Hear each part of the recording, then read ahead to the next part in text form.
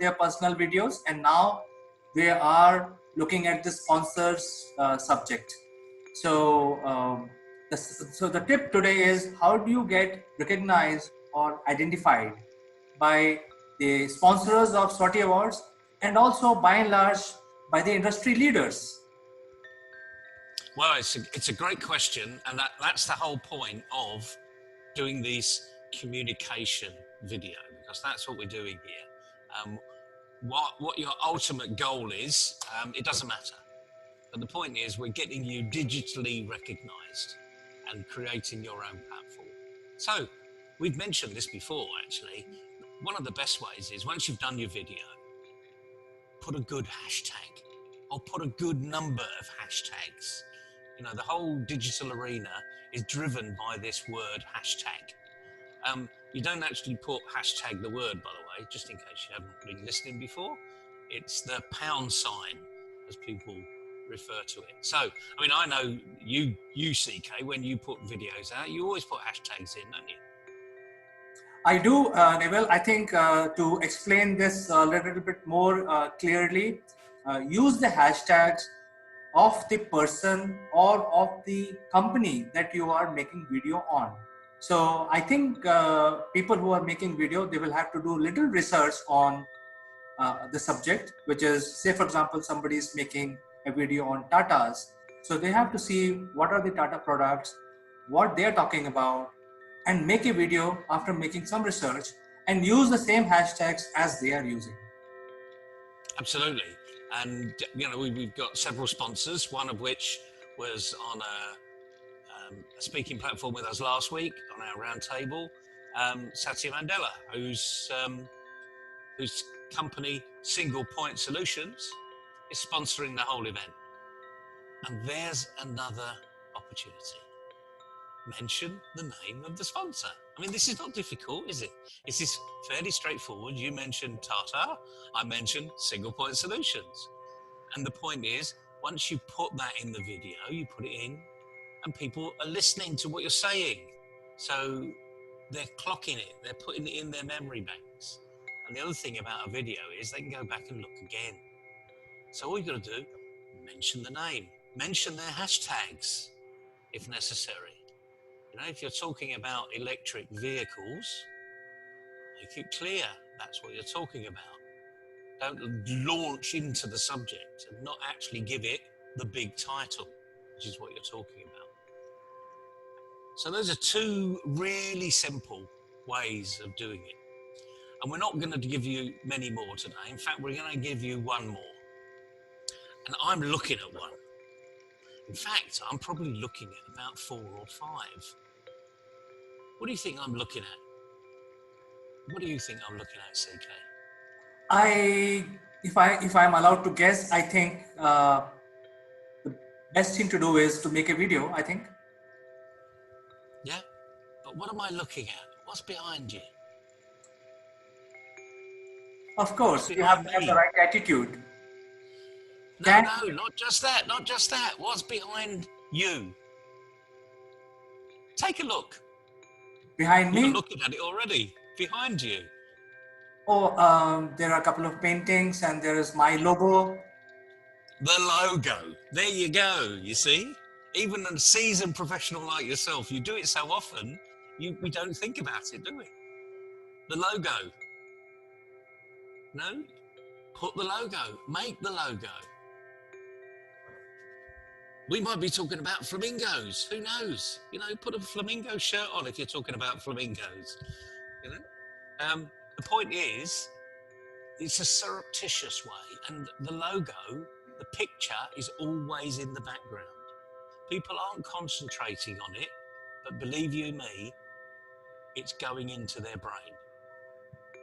We are creatures, we are animals that look at things and we make instant memories. The great thing about a video, and remember we're talking about 90 seconds here, is for 90 seconds you're focused on not just what the person is in front of you, but their environment behind them and what they're saying and how they're saying it. So all these things we're picking up all the time. It sounds like there's a lot to take in, but it's not that difficult, actually. So look at the environment around you. If you're talking about single point solutions or any other of our sponsors, maybe, put electric vehicle in the background. Maybe be outside with a static car behind you. So at least people can see, oh, this might be about cars, because the brain is thinking all the time. But the other thing is, put the hashtags and then talk about the sponsor. Again, you don't have to speak volumes about the sponsor, just mention their name and it makes a big difference. So 3 things today. You want to recap? Well, yes, I would like to recap for the benefit of the contestants. One is use their hashtag, what your the sponsors are using or the industry leaders are using, so that you follow them. You will have to do little research.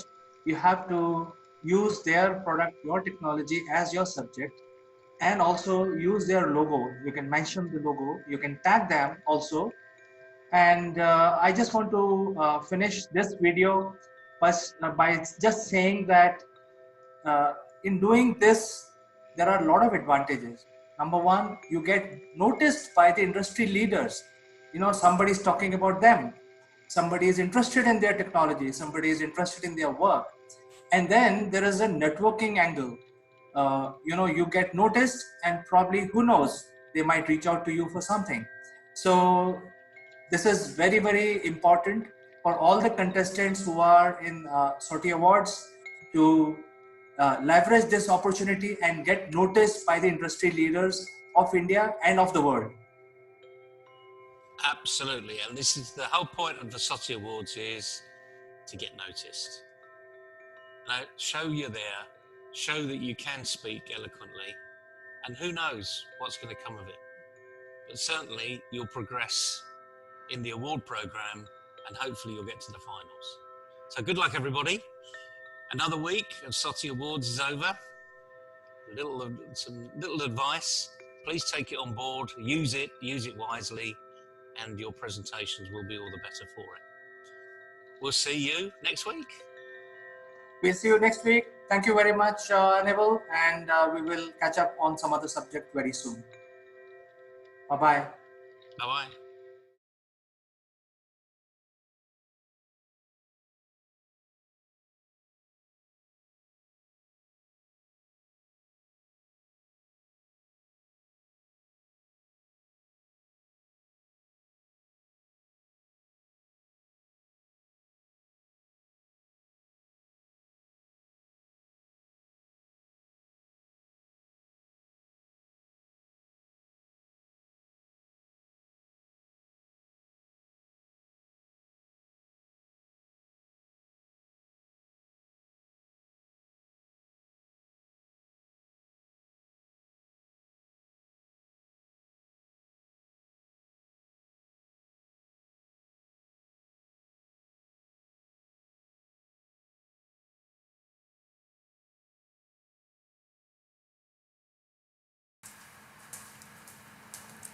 Hello friends, welcome to Top Brass. Hello friends, to Top Brass Skills Gap discussion. I am Kanchan Verma. Today we have Dr. Bharat Bhushan Singh, who is the head director of. Welcome friends, I am Kanchan Verma. Final. Welcome friends, I am Kanchan Verma From Akulmach. Welcome friends.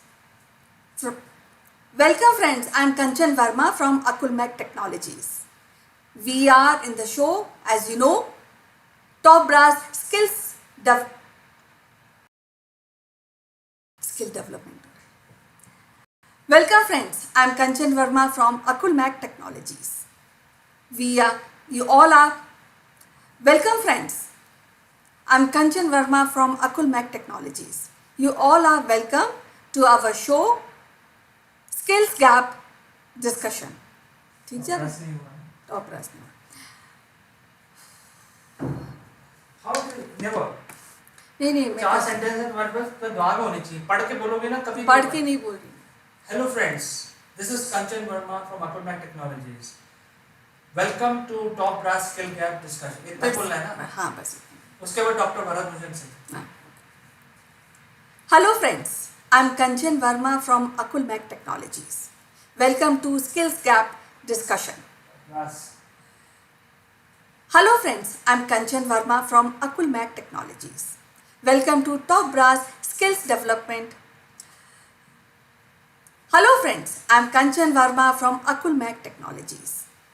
Welcome to Top Brass Skills Gap discussion.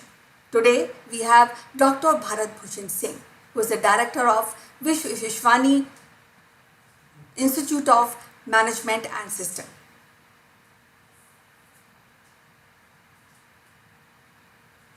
एक बार और कर लेते हैं. Brass. Hello friends, I am Kanchan Verma from Akulmach Technologies. You are welcome to Top Brass Skills Gap discussion. Today we have Dr. Bharat Bhushan Singh, who is the director of one of the premium institute in Hyderabad. Hello friends, I am Kanchan Verma from Akulmach Technologies. You are welcome to Top Brass Skills Gap discussion. We have Dr. Bharat Bhushan Singh, who is the director of Vishwani Institute of Management and System, Hyderabad. We welcome Dr. Bharat Bhushan Singh to the discussion of Skills Gap in India.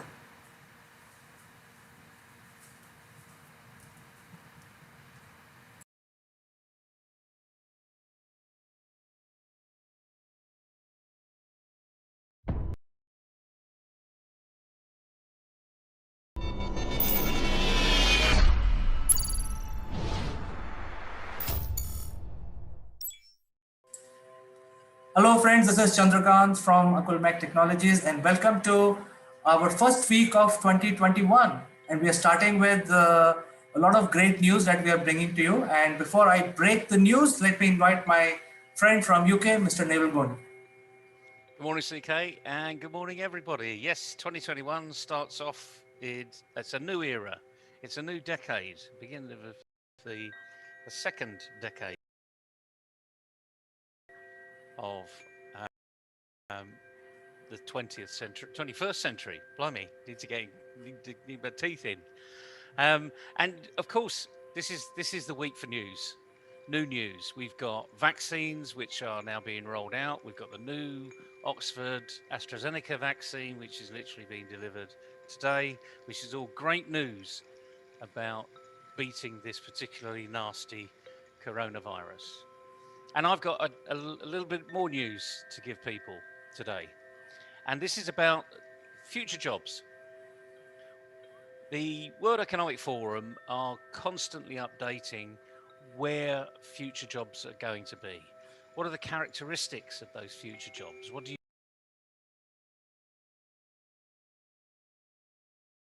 need to have? What talent do you need to have? What academic qualifications you need to have? What leadership qualifications and soft skills and the right attitude?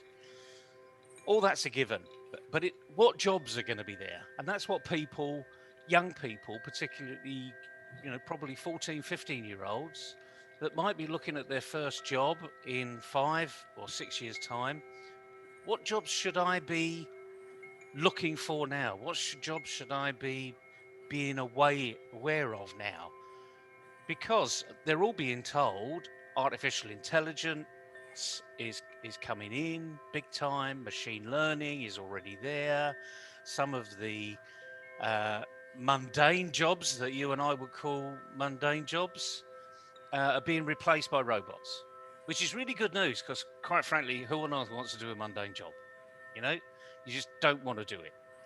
So lots of jobs are going to disappear, but that means that there's an opportunity for new jobs to come through. One of those new jobs that not a lot of people have heard about is being a drone pilot. Any idea what that is, CK? Neville, to be very frank with you, I have Always wanted to be a pilot, but never made it. So I became a businessman. But when somebody asked me in school, "What do you want to be?" I would say, "I want to be a fighter pilot." But I think there is an opportunity for me. I think you have started something new, which our viewers would like to know. Well, it was always those chat-up lines when you were going to meet girls in a bar, and they asked you, "What do you do?" "I'm a pilot," or it's sort of one of those glamour, or "I work for MI5." Not that they believed you at any one point, but it was always a good laugh when you were talking amongst your friends. But yes, the when you talk about being a pilot, an airline pilot, it gives that level of professionalism, the level of integrity, the credibility that comes with it, even if you're a really bad pilot, you know. But as we know, there are no such thing as bad pilots because they're all of a very, very high quality. Um, why? We trust them implicitly with our lives. Pilots don't sit on the ground; they take us up in an aircraft, and typically there are two. There's a pilot and a co-pilot, and a whole crew. But we put our faith and our trust in that pilot. And under those circumstances, yes, of course, there's a level of leadership that you come with it. I mean, what sort of words come to you as you talk about an airline pilot?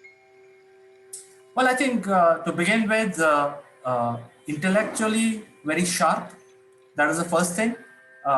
Ready to take a decision in a split second. So ability to take decision at a very high speed. So that means brain works faster than normal person. And then travel the world, go around, see new places, make new friends, and also wherever you go, you are treated with a lot of respect because you are special. You are among the creme de la creme of all professionals. It's very difficult to become a pilot because I think you can be a doctor, you can be an engineer, you can be a colonel in an army, but even to become a pilot, it's just 1% of the professional cream that is used to select the pilot. So I think the pilot pedigree is only 0.001% from our society. It's a very special job. Exactly, it's a very special job, and you and I have never trained to be a pilot, so we got no idea, really. Let's face it. I've jumped out of a plane with a parachute on back a few times, but I've never trained to be a pilot. I really don't know what they go through, but I have an expectation. A few thoughts go through my mind. As being an accountant, I know what professional training I had to do to be an accountant, and I just expect them to have done more professional training, frankly. All of a sudden they're on a different level because I'm putting my trust in them. Now, as the world has condensed itself and shrunk itself a little bit recently because of COVID, there hasn't been actually a huge demand for pilots because most airlines have been grounded. However, one of the future jobs that we do know is going to be there is drone delivery. Now, you might say, well, what's drone delivery?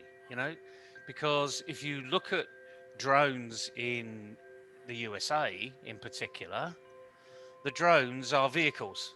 Amazon and all of them, including Elon Musk, are experimenting in delivery vehicles that literally get themselves from the dispatch office to your front door. Whether that's a business front door or it's your home, that's where drones, if you like, delivery have come from. However, in many parts of the world, aviation is a massive issue. Imagine in the worst cases, disaster recovery arenas, when there's been an avalanche or there's been a volcano eruption, then the NGOs are looking at getting people and product services to that local area very quickly. Typically, that's currently being done by airborne drones. For every airborne drone, it's just like an aircraft. You need a pilot. And most of these pilots currently, as I've been experiencing over the last couple of years, are independent. They're only as trained as they want to be trained. They're not necessarily classed as professional. They're not given that accolade as being an airline pilot. And yet they're still actually managing an aircraft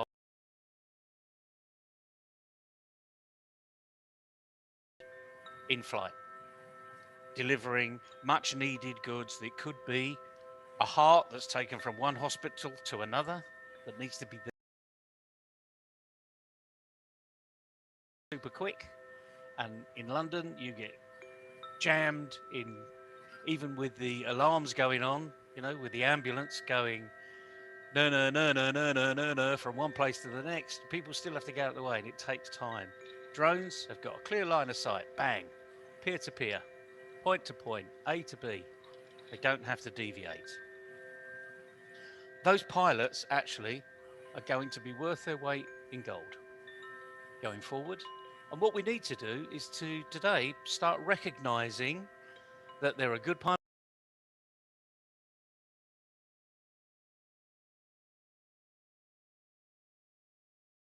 and bad pilots currently. And what we need to be doing is looking at their training, bringing them together, making them more professional, and at the same time, doing the marketing for them, getting them good jobs. Because these are solopreneurs, remember, you know, and the problem that consultants have that you and I know about all the time is when they're working for this project, they're not actually marketing themselves for other projects. So it's as though they need a 24/7 marketing support so that it's constantly saying, this is what we're doing, this is how we've done it, this is where we've done it. Hence, from the 1st of January, I'm proud to announce that we've launched, along with friends of mine, the Global Drone Pilots Association. And any drone pilot can join, and the real word is for free. We're not going to charge for the entry point. We just want to have a focal point where all drone pilots can show their wares, show how good they are, and we will help them with a bit of training, make them more professional so that actually they've got, this is a real career. So rather than being a service that people don't value, it's a career service where people do value, which means you need to invest in your own element of that service. So you need to show how good you are, that you are professional, and you're there to do the customer service. And the other thing is, by the way, what do you think you need to be a drone pilot? What technical capability do you think you need to be a drone pilot? Well, I'm already a qualified drone pilot, Neville. I play a lot of games. I have a drone. Exactly. Exactly. It's the game, you know, it's that game arena, you know, because gamers actually make really good drone pilots. They're constantly looking at a screen. They're getting feedback from a screen, a big screen or a small screen. They're maneuvering. They've got great hand-to-eye coordination. They can maneuver this. They're using all of their digits to make things happen. Almost like a Formula One driver, that everything's on the steering wheel. And the feedback is not just from the steering wheel, but from where you're going in front of you. So your Formula One driver, the big screen is live, you know? But they have their own drone arena where they go in what they call the simulator. So anyone that loves playing in this simulator arena, my goodness, there's a career opportunity out there for you beyond the gaming arena. And remember, it's not one pilot for 10 drones, because that's just physically impossible. It's one pilot per drone. So if you imagine, and let's just think going forward now, because we're seeing the adverts on the TV, you know, if you want your McDonald's takeaway, you go to an allotted slot and someone brings it to you. In the UK, we've got Deliveroo. So that, in essence, what you might call a tuk-tuk driver or a motorbike rider brings the meal to you. It's going to be done by drone. It's definitely going to be done by drone going forward. Why? Because motorbikes, tuk-tuks, etc., even electric vehicles can only go on the highway, can only go on roads. If I go to my local McDonald's, it's about 3 miles away and would take even a motorbike rider about 15 minutes because of the traffic lights, the traffic, you know, and it might even take 30 minutes on a bad day, despite the fact that the motorbike rider can weave in and out of traffic. How long would a drone take to go 3.5 miles? Well, I think actually, it'll take hardly 5 minutes. I think. exactly 5 minutes. 5 minutes. And equally, once it's delivered, it can take away the rubbish. So it could wait for you to unpack it and take away everything that it's been sent with. Okay, so we're actually saving the planet many times because this is an electric vehicle, not creating carbon dioxide, not utilizing any, not adding to traffic problems. All of the benefits that you can think of with a point to point, 50 meters up, assuming the Civil Aviation Authority allows it. So those are big issues you've got to get over. But again, once you become a professional organisation, the aviation authorities are going to say, actually, okay, this is self-regulation now. These people are really regulating themselves. So they will recognise that unless you've got certain qualifications, you can't manage a drone. And then the organisation, the industry becomes self-regulated. So all I'm doing here is putting a can-do hat on and thinking forward 5 years, what would I as a consumer want from a drone delivery? Because it's going to happen. I want it to be secure. I want the people to be professional. I want to make sure that they're not damaging anywhere. I would like them to be economic, efficient, and environmentally beneficial. What better than to start with the pilots themselves? So that's the theory. So, Neville, I have just one simple question. You already mentioned that joining your group, your forum, the Global Drone Pilot Association, is free. But are you putting any qualification criteria? Who will be eligible, who will not be, so that people know exactly what kind of quality of resources that the forum is maintaining? Just like anything else, this is brand new. There is no qualification around drone pilots apart from what have you done before.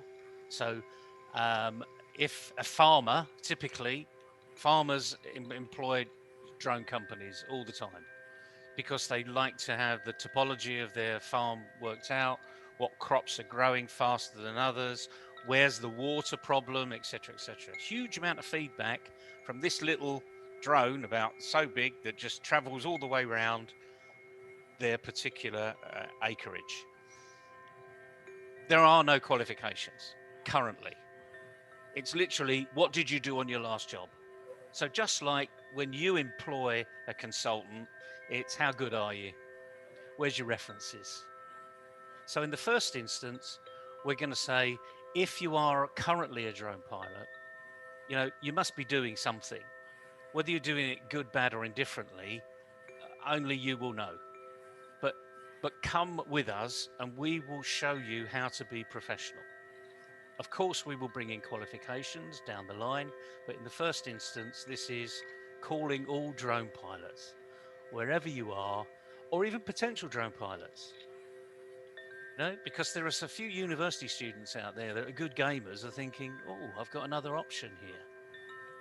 I got another employment opportunity, something that I really enjoy. And I'm doing a degree that I really enjoy too, but I could actually make money about something I enjoy. And that's the answer, And as you well know, and I regularly say, if you're doing a job you enjoy, it's not a job, is it? Absolutely. In fact, That's the whole point. absolutely, Neville. If you look at Will Smith, he was very brainy. He is brainy. He reached Harvard, but then he quit Harvard to become an actor, and he enjoyed doing that. In fact, I like to say that I will be of among the first few applicants on your forum. I consider myself as eligible for drone pilots. I will register. I will also tell my friends to register because I think there are a lot of enthusiasm. There is a forum which is coming up globally, a database of all the drone pilots across the world, which can be leveraged. So I think I wish you all the best. It's a fantastic initiative, Neville. I think this is going to go forward from here. Well, I hope so. And as I say, this is the job of the future. It's a job of today, but not many people recognise it.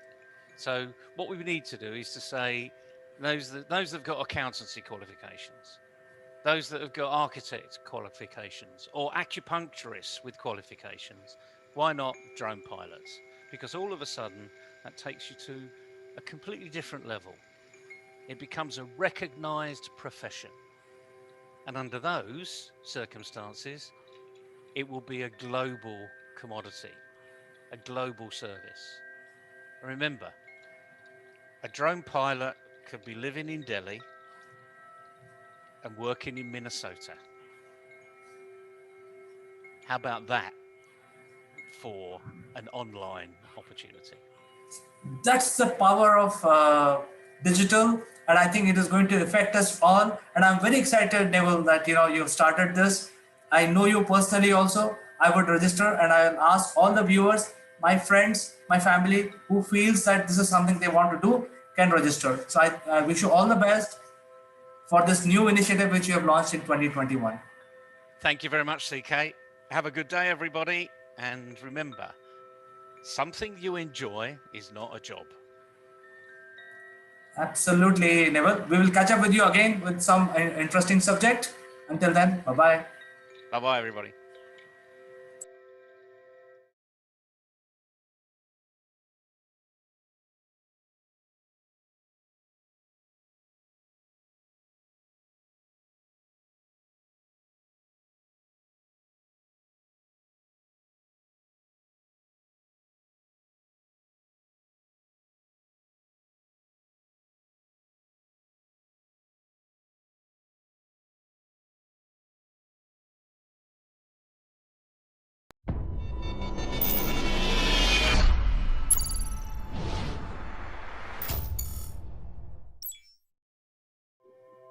Hello, friends. This is Chandrakant from Akulmach Technologies, and I welcome you all on this edition of CEO Roundtable. So, let me quickly introduce our panelists.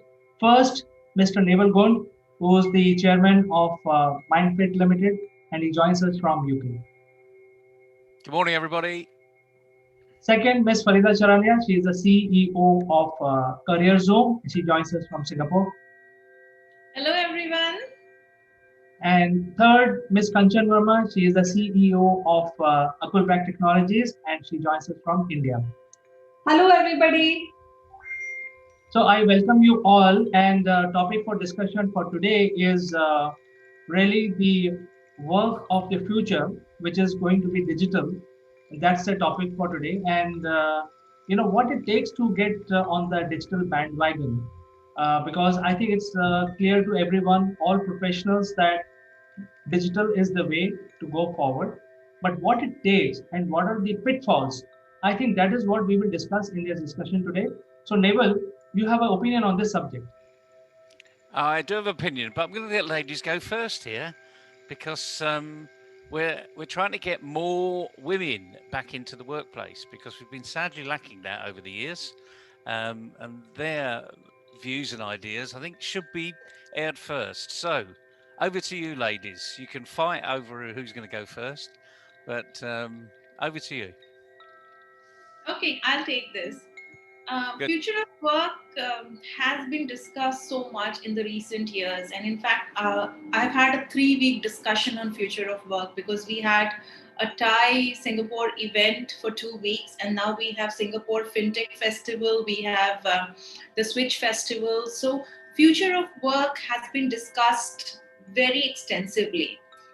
In fact, the Singapore government has made an official statement saying that future of work is digital. And we are seeing that. Now, work is central to human experience because it provides income, identity, and meaning, right, to people's lives. And trauma of a job loss is second only to death of a loved one because it impacts a person really, really in a tough manner. There are a lot of things which are happening, but one of the things that kind of comes very starkly out of all of this is that globalization has happened at a very fast speed. And the COVID situation has accelerated this behavior by sudden shock, sudden action, because everyone was trying to grapple with the situation.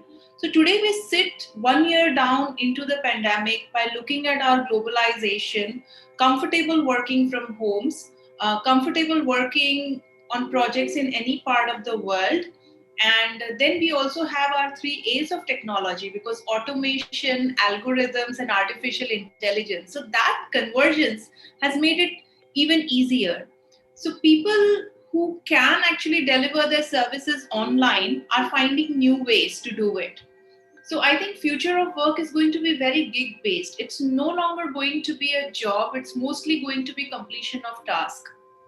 And then most organizations have come to believe that strengthen the core and flex the non-core. So there are certain workers that you would kind of need on a regular basis, and those jobs probably are mid-level jobs. But if you look at the very low level jobs, or you look at the very high end management level jobs, those are not a full-time requisition.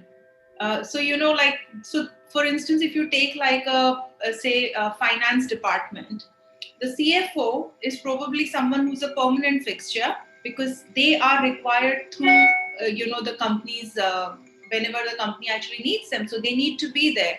But then there are projects within that, audit projects which are again cyclical, or financial control activities which are again cyclical, and those might not be something that you need permanently or regularly. So these kind of jobs, they are high end but not permanent. Those would be divided as well. That's a trend that I'm seeing because this is my business. I talk to a lot of people who are hiring authorities, and this is what I hear from them. So I think future of work is going to look very different. It will create more jobs because artificial intelligence is not here to take away people's jobs. It's here to augment their experience. It will get them to do more work, but then whatever is repetitive will get replaced. Anything that can be a process, that will get replaced. So when we talk about future of work, there are a lot of question marks, but the trend shows that in fact, I read a research report very recently which says that in the US, 55% of senior management will actually be part of the gig economy. So they would be paid for completion of what has been assigned to them rather than just being there as a part of the company. So that's kind of my take on it. I'm open to discussion because this is an interesting topic, and I'm sure it's close to many people's heart and to mind as well, because people would be tracking it. So I feel that New Year is round the corner, and now we have lot of jobs and lot of educational platform, and many people are have understood and they are coming on digital platform. Now, what I feel is the high demand job in 2021 will be accountant, HR professional, operations professionals, IT professionals, or web designer. Now, the need of the hour is uh, people should be open to take up not one skill but multiple skills. So I put it like maybe a hybrid role is what we are looking at. Somebody who's interested in doing administrative work, he should be open to do operational work also. And I also feel that jobs like designer, graphic designers, creatives, digital marketing specialists, these jobs will be in high demand. So last time we have done a discussion that is there any scarcity in job market? But what I feel is that no, we have to update our skills, and we should be ready to do hybrid roles. Yeah, I totally agree with you. And it's good that we're listening to, because Farida has had literally weeks of focused energy in a small country about a very important subject. You know, what's going to happen to the future of our economy? Because this is where we are. This is not just about businesses, small, medium, and large. This is about the future of the economy. It's about the future of young people, you know, tomorrow's leaders. It's the future of our education systems. So this is such a big topic that we really need to get a grasp of. And I'd like to sort of throw two pennies in here with regards to looking at the global economy, and if you like, the way that corporates have been developing over the last few years. And it's worth looking at how they've been developing, because when I had a proper job last century, sort of in the 1980s and 90s, I was working in the oil industry. And one thing about the oil industry is that we collaborate with every other oil manufacturer, every other oil developer or oil investor. There's no other market, there's no other um, industry that collaborates like the oil and gas industry. So I would suggest that people just have a look at how the oil industry works, because I have a feeling that this is now going to set the trend for every other industry. And let me explain a little bit more.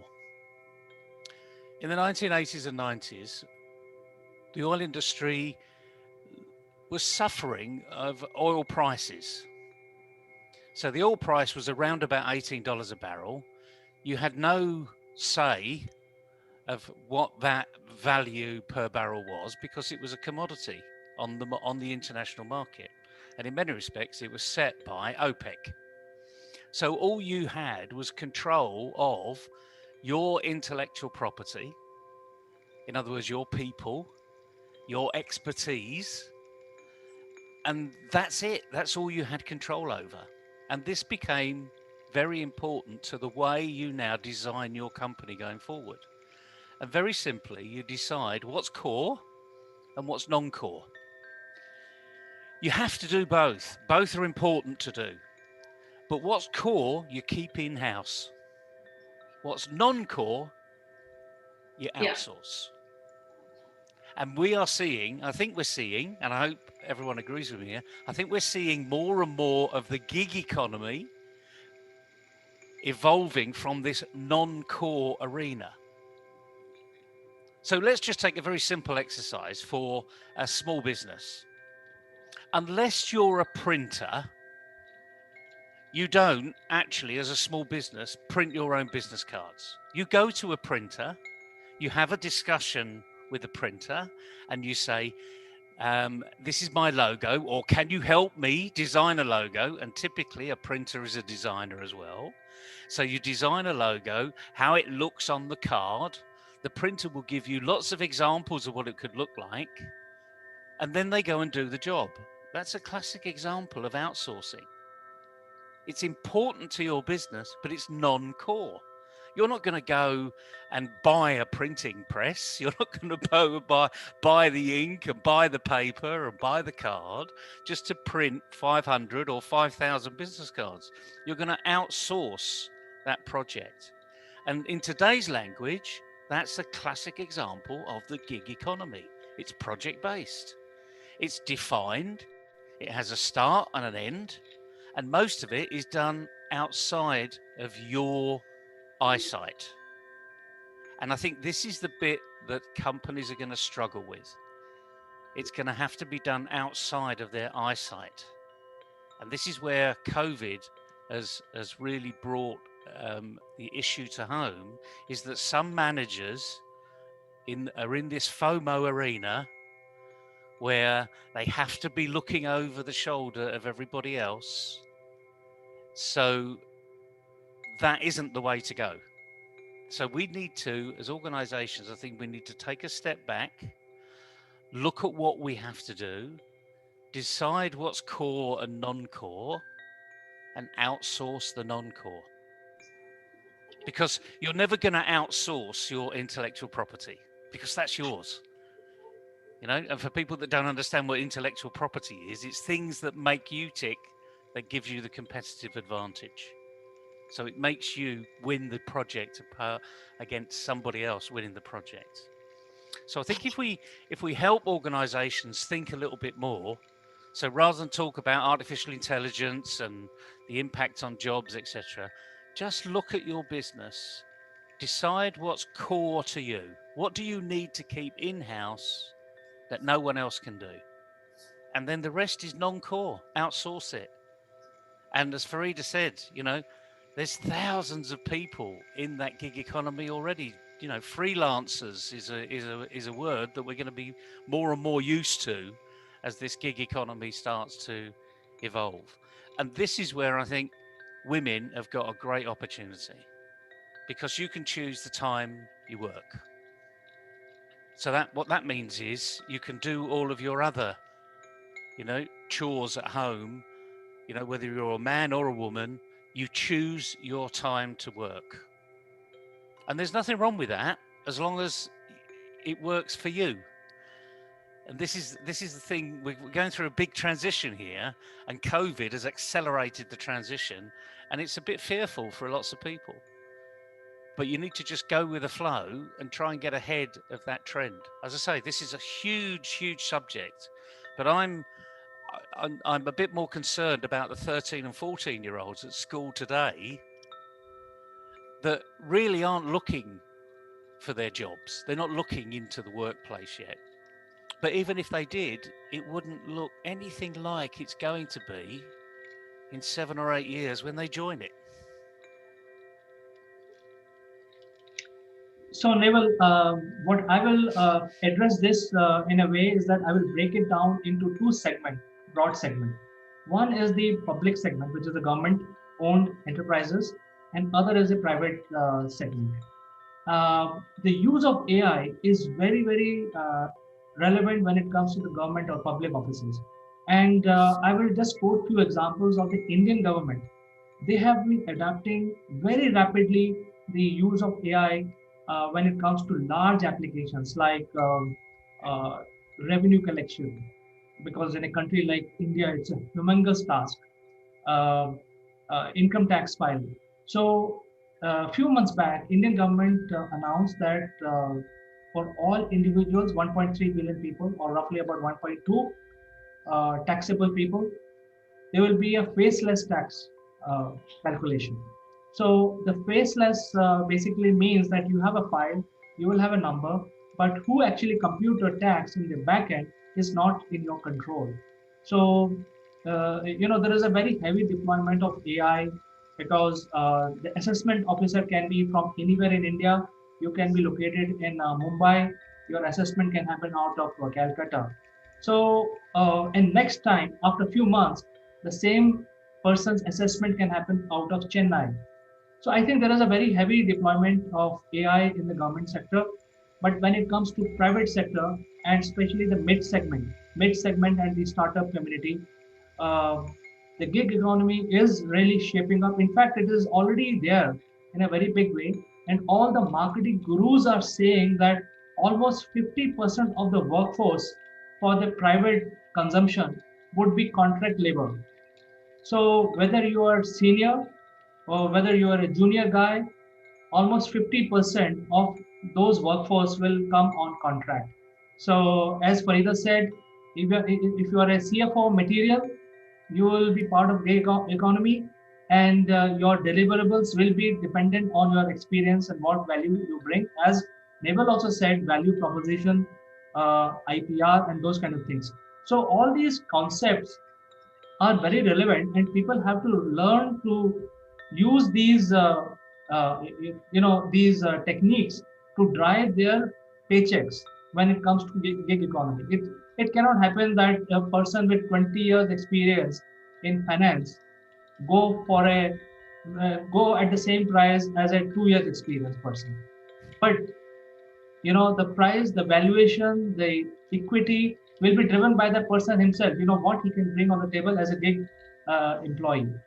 So I think that I would like to address it this way so that we can focus on only 50% of the market, which is the private sector, and of that 50% is going to be gig, and rest of this will be managed um, by the virtual office. So since I'm making the comment about virtual office, the uh, age of brick and mortar establishment is slowly going away.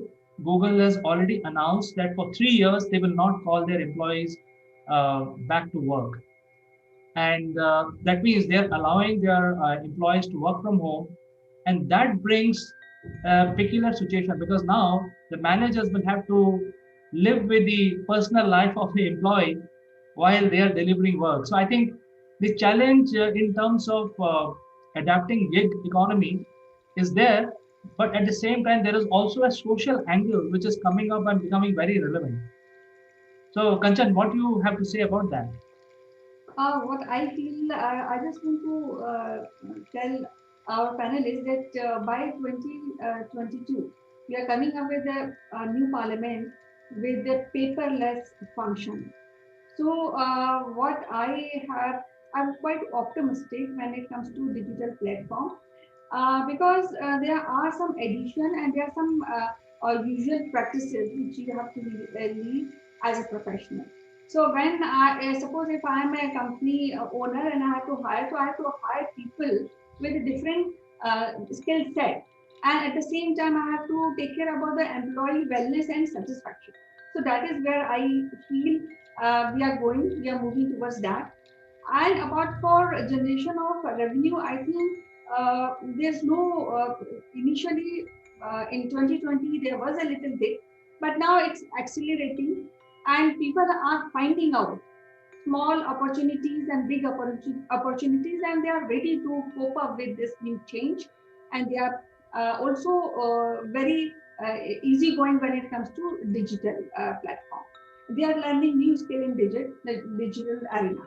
So what I feel, though Chanka had explained the economy aspect, but what I feel maybe in coming years, like Singapore, they've already announced there will be all digital working platforms for everything.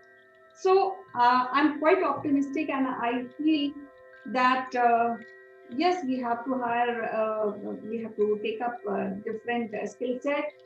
Company owners have to hire maybe more contingent of workforce, and they have to be flexibility in their investment. And yes, employees should be ready to work double roles. I like to pick up here. So, Kanchan just mentioned that employees should be happy at work. And yesterday I was part of a HR roundtable, a CXO roundtable, and there was a poll which was conducted. And out of the 5 or 6 things that CHROs are looking for, the most important thing was that they are finding it extremely difficult to keep the employees engaged in isolation, because there are new joiners who have joined, and we are all social animals, so it's very difficult to keep employees engaged.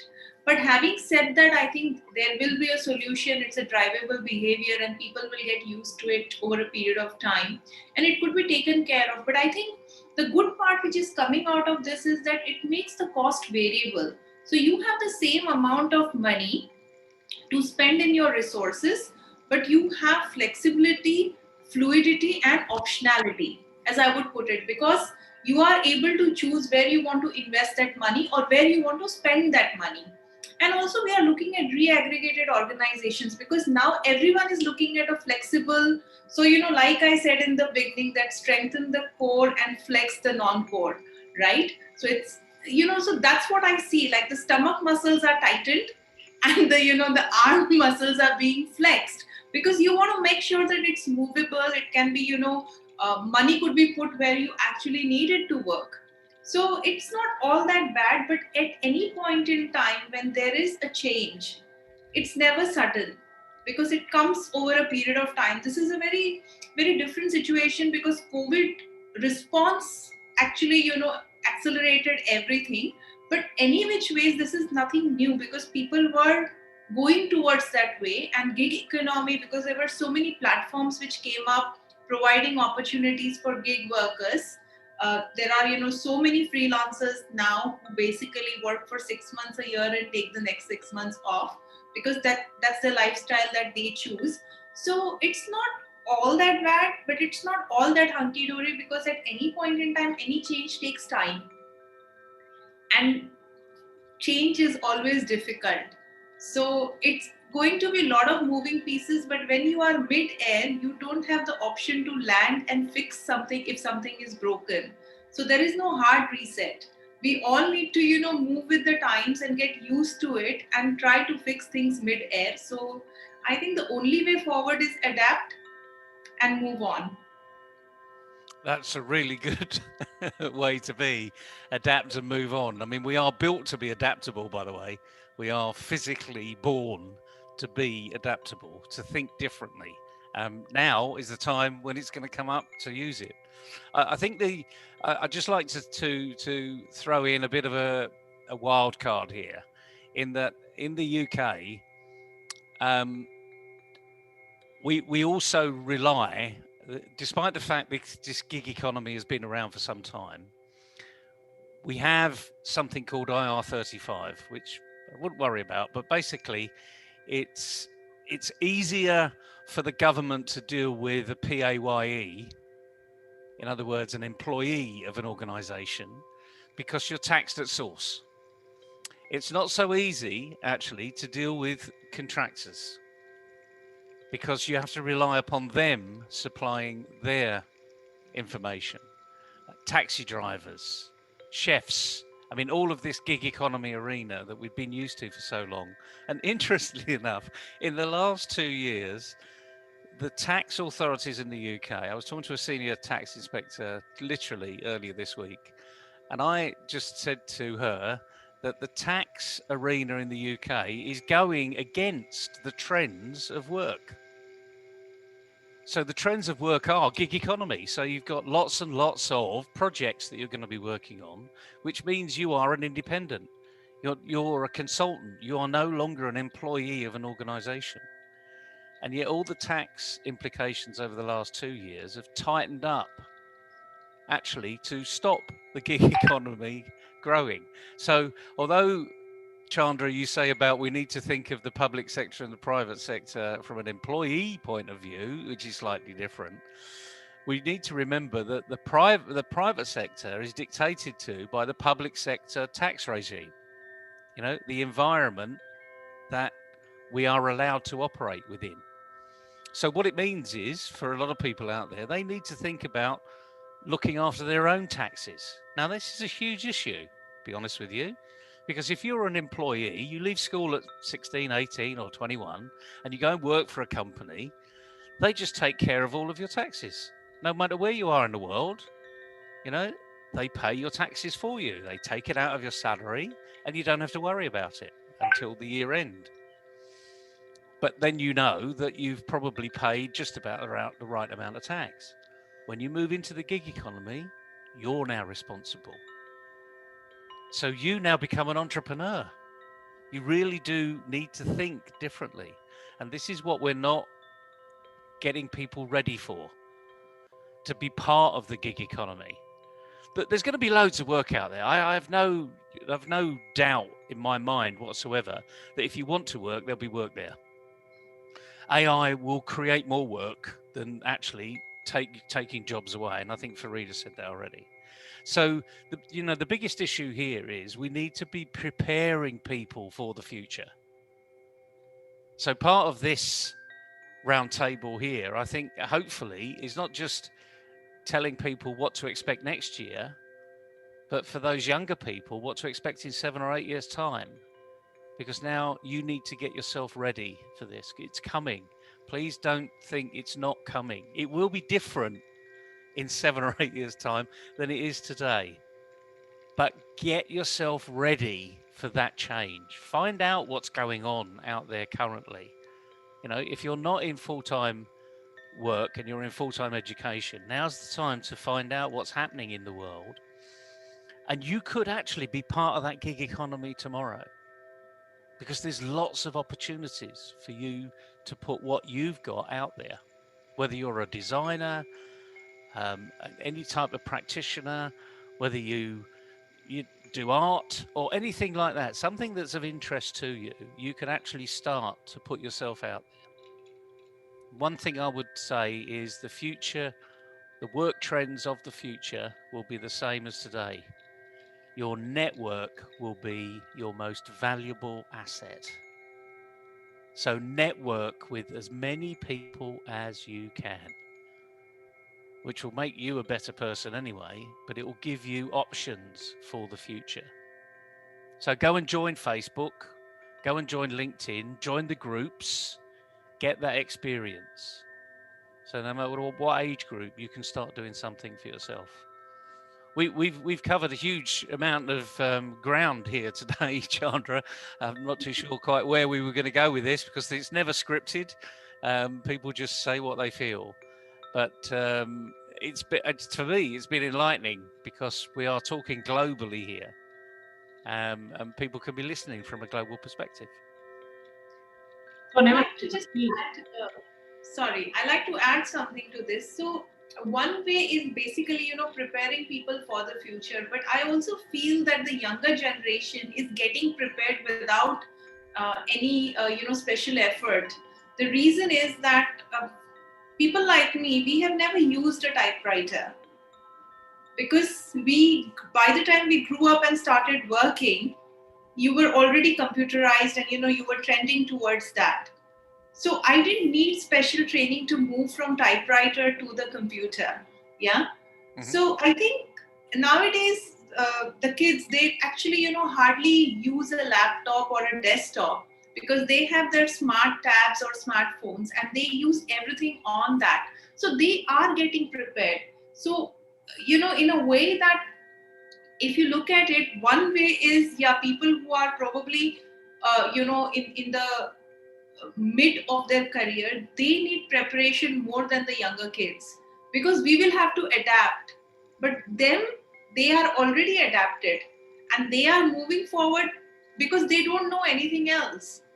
This is the way that they've been growing up. If my child tomorrow is kind of referred to as a gig worker, my child is going to give like a look, what? Because everyone is going to be a gig worker in some form or the other. So yes, I think the preparation is more for us who still have a few more years to go in our career, but not so much for the younger people. So I think all the panelists have made very good point, and I would like to summarize by giving information to our viewers. And some of these points are related to the taxation, as Naval said, and also about preparation, as Farida said, and also Kanchan talked about multitasking, ability to do multiple jobs to stay relevant. So I would like to I would like to provide two information to the viewers which are very relevant, because if people are preparing for the future, the Indian government, and India is a very large country with a lot of people. India has already moved ahead, and today in the digital payment area is number one. And that is here because of the number of citizens we have here. And by no means I'm saying that we are covering the entire India. The people who are using the online tax platform or online tax payment platform are not more than 20%. But that 20% takes you ahead globally because the sheer numbers are very large. So the government of India realized that the Indian workforce has to be ready for gig economy for next 5 years, and that is why they have introduced something called GST, which is a very big project. And for last 2 years, all businessmen are filing their returns online every month. So we are moving away from the traditional method of filing tax returns every year. We are making money, depositing tax every month, and moving on. And for doing that, certain businesses are also getting incentives, because if you are doing that on time, then the government of India will calculate incentives and return some of these tax to you after a quarter or so. So I think that the activity is stabilizing. It is not completely stable. It is stabilizing, but people have got used to this GST formula, where when you receive a payment, the GST is automatically calculated and paid to the government. So it is no longer a difficult situation for anyone to remember what expenses they incurred at the end of the year, how much money they made, and accordingly, they should not be worried about that they have not paid the taxes. So I think that portion of problem has been taken care largely. The second one, in order to support all these people, 1.3 billion people, or maybe half of that, you need a very strong network. When I say network, is basically the physical network which will allow bandwidth, and that has been a big problem, and not for India, but I think for it's a global problem. That is why we're talking about 5G, or Elon Musk is talking about Starlink. But 2 days back, a very ingenious plan has been introduced in India. It is called PM Vani. So, for the benefit of Neville, let me translate Vani. It is an abbreviation of Wide Area Network of India, but Vani actually in our local language means voice. So PM is Prime Minister. So it is a program which has been launched just 2 days back, and what that will enable is everyone in their household without any licensing will be able to share their Wi-Fi. So, for example, if we have a Wi-Fi, I can share it, and if somebody's walking by outside the house, and if they are hooked onto that Wi-Fi, they can use my Wi-Fi.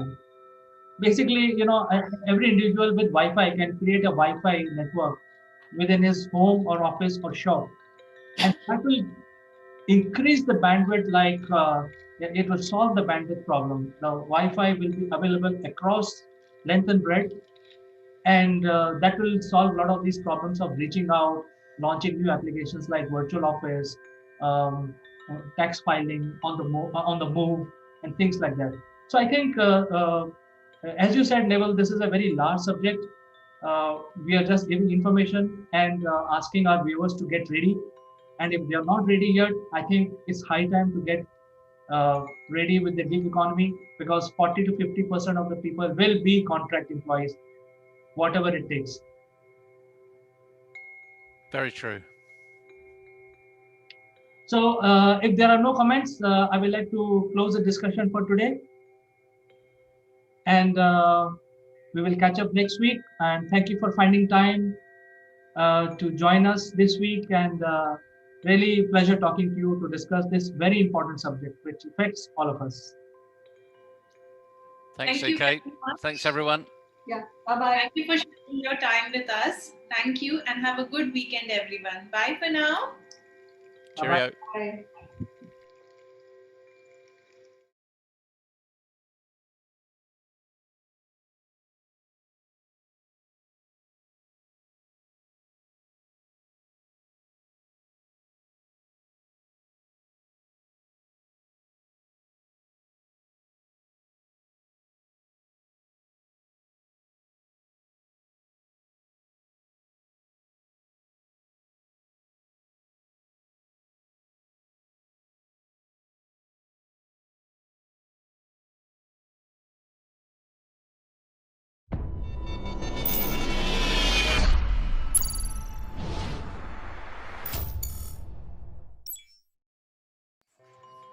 Hello friends, I'm Kanchan from Akulmach Technologies, and you are welcome to Top Brass.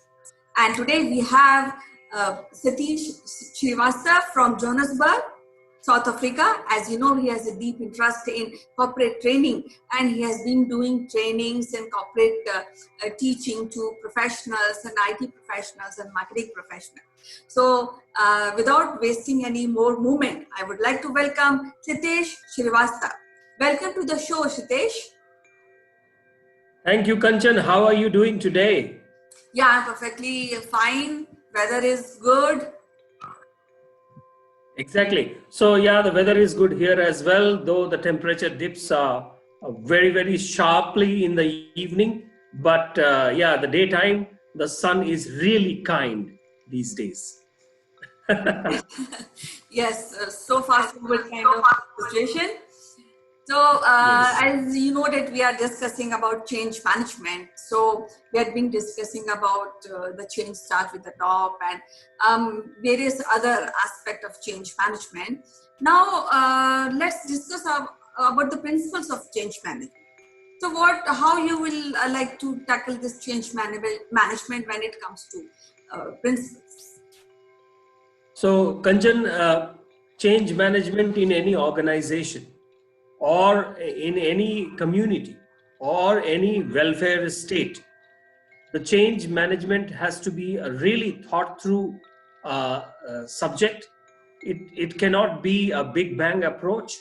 It cannot be just brought about with brute force, though sometimes in the political spectrum we see that. But in the corporate organizations, the change that needs to be brought has to tie up with the strategy where the company wants to proceed in the near future or recent future. So there are many parameters and many thought processes, mindset change. And as we were discussing last week, change management has to come from both sides of the spectrum, the top end of the spectrum and the lower end of the spectrum. And but at the same time, we know that executive power is with the top management, so they are the best people to force it down, actually. I would I would think, and I would like to focus on the culture part of it. I mean, it is the company has a culture. Every great organizations, they have a work culture, and we talk about their work culture, and we talk in terms of, we are ex Microsofts, we are ex Googlers. Why we say that? Because it is about the culture. And that culture brings the change, the thought process of the change. So any company, any organization which is there for a long haul, who have a idea of bringing up their solutions and products which will do a paradigm change in the way we work, in the way we produce, in the way we talk, in the way we solve the problems. It needs a change management. And since there is a change, there is a change management teams. And culture is the most important, the core or the heart of it. And who defines the culture? It is the top management. It is the middle management. It is the people who are joining the organization with certain expectations because their careers are there and they are going to build their careers. So, Kanchan, the best example that I can give you with my experience of working in Japan is that Japanese companies, the iconic Japanese companies, they're all based on the deep cultural aspects. And therefore, it is very hard to imbibe that because culture is unique. You would agree. Culture is unique to organizations. Culture is unique to people. But in Japanese companies, we see the Japanese companies everywhere, every place on the planet. It is all because of the thought process, the culture, and the change management they brought through those cultural aspects. What do you say? Very well said, and I think culture plays a quite important role when it comes to change management. But the thing is that we are talking about change management, but many people don't want to come out of their comfort zone and they want to remain, they are happy in the same situations. And if there's a change, it's like it's quite a challenge for them. And they are scared sometimes to really venture into these unknown territories. So what is the advice you would like to give these kind of people? So as I said in the beginning, Kanchan, that we know that as a human beings, we resist change. We want status quo. We want, as the things are going on, let it be. And there are enough people on both sides of the spectrum who talk about, no, we are changing too fast, or we are changing too slow, or we are not changing at all. So I would suggest, I would think that it is a collective responsibility of the organizations or the companies who work in particular industry. Now, in any industry, there are multiple hundreds and thousands of companies, but only few companies are trailblazers. They are trailblazers because they can bring in the change management within their own organization, and as well that showcases in their products and solutions. If we talk about the welfare state on the political spectrum, there are change management things that are being spoken and talked about all over the world on the policy level. One great example was demonetization in India. Definitely, definitely. And I also And want to add that human race itself is quite a resilient race, and they always look forward to do new things. So change management as a policy or as a human trait should be taken and should be developed, not in correct. organization, but in day-to-day life also. What you say about this? Yeah, it is a daily life thing, and more I realize that it is a daily life thing. We need to practice that. We need to change. It starts from our own personal daily choices that we make in the life. We set up our pattern, getting up every day, getting ready, running to the office, attending 8 hours of job, coming back, that life becomes monotonous. And suddenly we realize after several years, life is not moving anywhere because we have not changed anything in our own lifestyle. Yeah, so the thing is that we want change when we also don't want change. So there's Exactly. kind of a complex situation. Exactly. So it is like a mirage in the desert because I see there is a water over there, and when I reach to that water, it is not there. It was just a reflection. So it is at a personal level, but I would also suggest as a collective. Collectively, we need to follow through the change management practices brought in by the industries. 15 years back, we did not really have credit cards or ATM cards and all those things. But today, everything is online payment, right? Yes. And that change, when it started, if 15 years, 10 years back, we resisted it. Same was the situation in India when there was an internet boom, the PCOs came, the mobile phone calls became cheaper in the world, and suddenly everybody was talking about that. Same thing when the computers came somewhere in the 1995 during the Windows 95, Windows time, people were saying we will lose jobs. But then change management is not about just changing, but it is a full ecosystem. That ecosystem needs to be actually brought in together. And change management cannot always be for the profit oriented. It can have much more connotations, much more policy reaches just beyond the profit part of it. Exactly, and now I think organizations and institutions, they have to take up this subject and this practice very seriously to really move ahead and come out productively in future their efforts. So Right. it was, So Kanchan, yes. yeah, just one more example comes to my mind, and I think I like to share because it is a very profound, and it went very deep into my mind. Lego is a Danish toy production company, and all over the world, children like to use Lego products, and there was a Lego movie as well a couple of years back. So I read somewhere that a small teenager boy wrote to Lego that he loves their product and he wants to work with them. Now, Lego is an iconic toy company, we all know, Yes. and the products are based on the blocks, right? Now, this was a teenager boy who wrote to Lego that he wants to work with them and he wants to design some toys for them. And a big company like Lego could have ignored that letter, but there was a letter written back from Lego company, somebody, a top executive, explaining the boy that Lego company is a toy company, but it also has other things: operations, design, marketing, research, and implementations, and then sending out the product. And they said, well, we appreciate your interest, but maybe when you grow up and you learn other aspects of the organizational business, we would like you to come and become part of us. And that is what I call culture. That is what I call culture, and that's where Lego has been at the top of this toy production all over the world.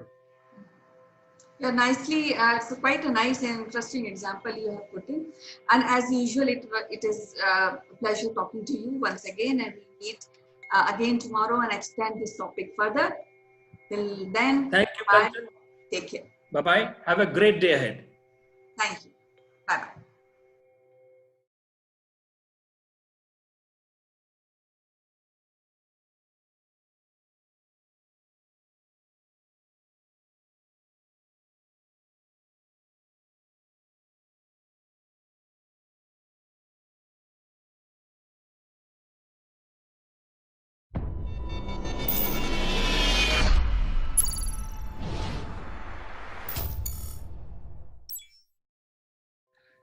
Hello, friends. This is Chandrakant, and welcome to Akulmach. And today, I would like to analyze one particular news which affects everyone, especially the consumers of digital platform. And this is coming from the down under, which is the Australia. And as we know, that Australian government has been loggerhead with the tech giants like Google and Facebook and Twitter, etc. And they have been, asking these tech giants to regularize their advertising.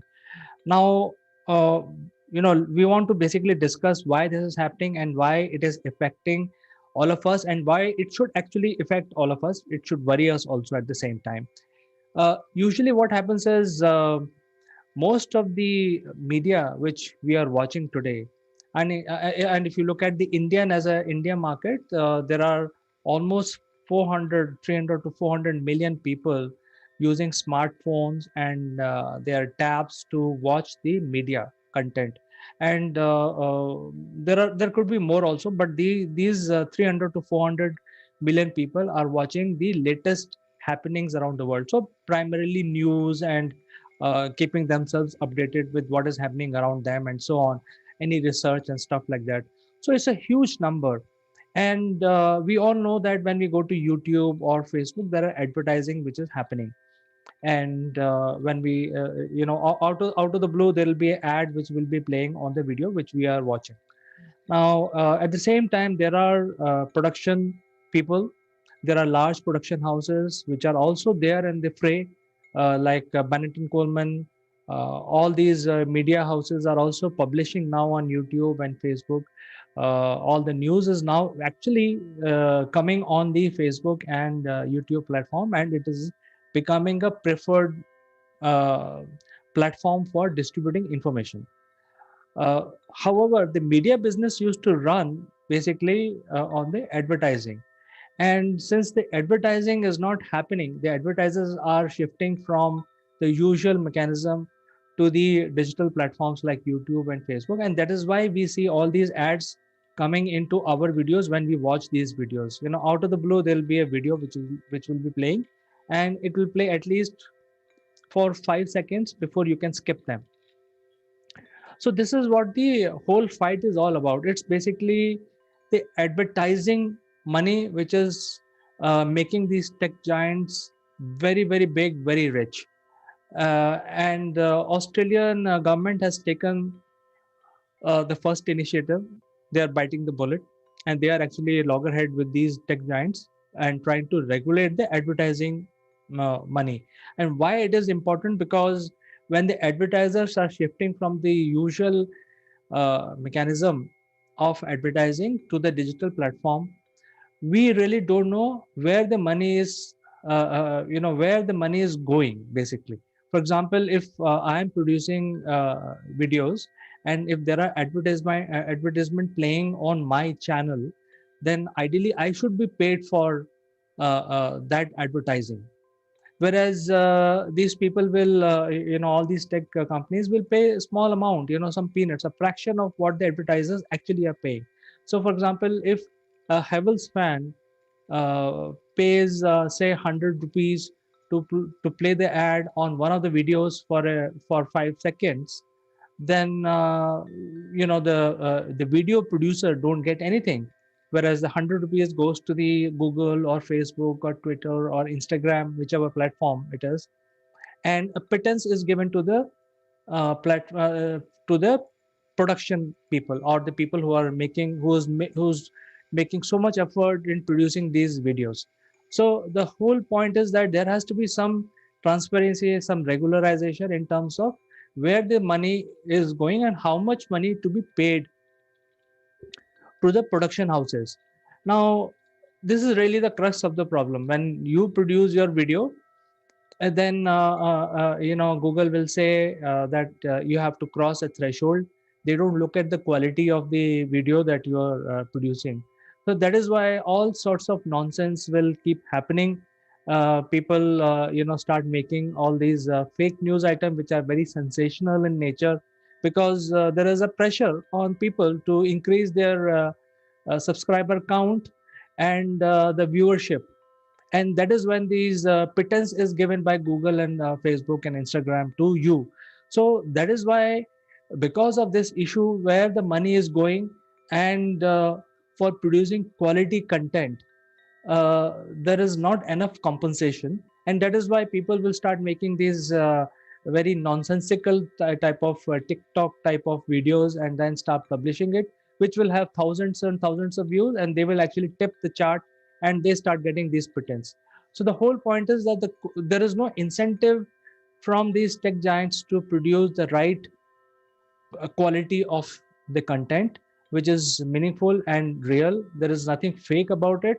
And at the same time, there has to be some justification of how much money is being given to the production people like you and me, or even large production houses like Bennett and Coleman, all the TV channels, for the amount of advertising which is happening on the digital platform during the videos by these tech giants. So the government of Australia has moved as a first mover, and they have threatened that if you don't regularize this, then we will stop you. And initially, Google said, "Okay, fine, we will stop the search engine for Australia." And by the way, Australia is the fourth population in the world uh, who actually gives a lot of comments in terms of usability on the YouTube platform. So it's a fairly large consumer base, and even though the numbers are small, but Google said, "Hey, we will stop Australia as a market." But then the question is, if you stop Australia today, then what if other governments joins in? Then what happens? So I think that is a question which is very, very important question, and all these tech giants need to answer this question. Because of this, they are now negotiating with the government. And what government is saying, the Australian government is simply saying that you have a uh, arbitration clause with the local agency, so that there is more regularization of the advertising money which is happening out of the Australian economy. So that is the whole point, and they are now negotiating with the Australian government.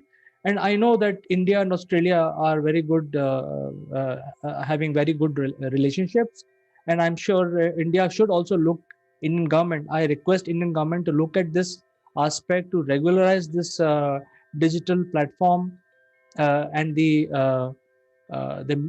advertising money which is at the cost of the quality production. These tech giants are becoming richer, and the people who are producing quality videos will never cross a threshold to be able to make money. And even if they cross a threshold, the money which is coming is not sufficient. It's like small money, whereas a certain percentage um, of the advertising money should be shared with the production houses. So I think government must be listening to people like me, small people like me, and also they must be listening to the must be monitoring what is happening in Australia. And I think a lot of other countries are already on this path. France is also in the process of making uh, the regulation around this whole digital platform, and EU is also moving in the same direction. So I think it will be very important for the Indian government also to look at this and sort of regularize the whole thing, make a sort of an arbitration clause for these tech giants, global tech giants, to negotiate with the advertising agency locally here, and so that all the advertisers can start distributing money within the country for all the merchandises which are being advertised within India. At least that money should come to people who are producing videos within India. So that is where it is now. When we say that we are trying to regularize it, it's like going away from the freedom of the free media, free digital media. Well, the whole point in this arena is that there is money involved, and at the while we are basically saying that, hey, we want to be free, we should have freedom of speech, we should be able to make our videos the way we want, but at the same time somebody else is becoming richer at the cost of what you're doing. So there has to be some regulation along with freedom. Of course, you should be free to produce your video, but there has to be some regulation in terms of how the money of advertising can be distributed within the country. So with this, I would like to end my discussion today. But I just wanted to decode this, what is going on and how it is affecting all of us, especially people who are producing the videos and trying to make sure that there are enough distribution of funds that happen, so that these people who are actually spending money in developing these different videos get compensated adequately. At the same time, if you don't have regulation, then obviously it's just a number game. YouTube has put a very high threshold where when you cross number of subscribers and number of viewers hours, then obviously the whole lot of fake news will keep being churned out by uh, you know under the free speech clause, and that will sensationalize the whole thing, and it will then go on Twitter platform, get churned, and then obviously it will increase in numbers, and those people will still get a pittance of it. So I think the whole point that Australian government is showing to the world today is regularize the digital platform, and this will indirectly also regularize the fake news, and only the quality production houses will basically start using this digital platform. So with this I end, and I look forward to your comments. Do engage with me, and based on your comments I will bring you online live with me in my next episode. So bye bye, catch you next time.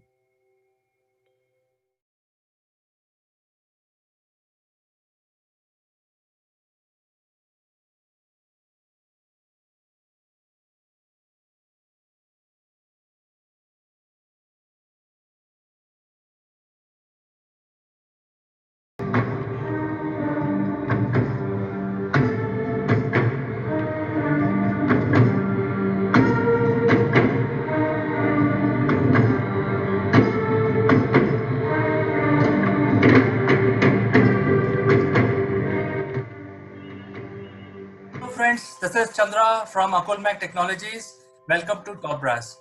Today we are joined by very eminent personality. Many of us in the IT fraternity know him, and we all lovingly call him Trips. Mr. Tripathi, welcome to Top Brass. Thank you, Chandra. Thank you, CK, my old friend. It is Thank you very much for inviting me here, and I'm very glad to see your success, newfound success. You're always a great sales manager who built our international operations in a banking solutions company. From there, you have moved to a new business model. Rarely people are able to do that. So, congrats to you. Thank you, sir. I think it is all because of the learning and coaching I got in mentorship of leaders like yourself. Thank Really you. appreciate the time that I spent with you. Thank you. So, sir, we are in day 14, and the India is under lockdown. and it's already 2 weeks. What do you see in your neighborhood and in your community? How people have perceived this lockdown, because I'm sure for many of us it's first time. Yeah, as I'm sure uh,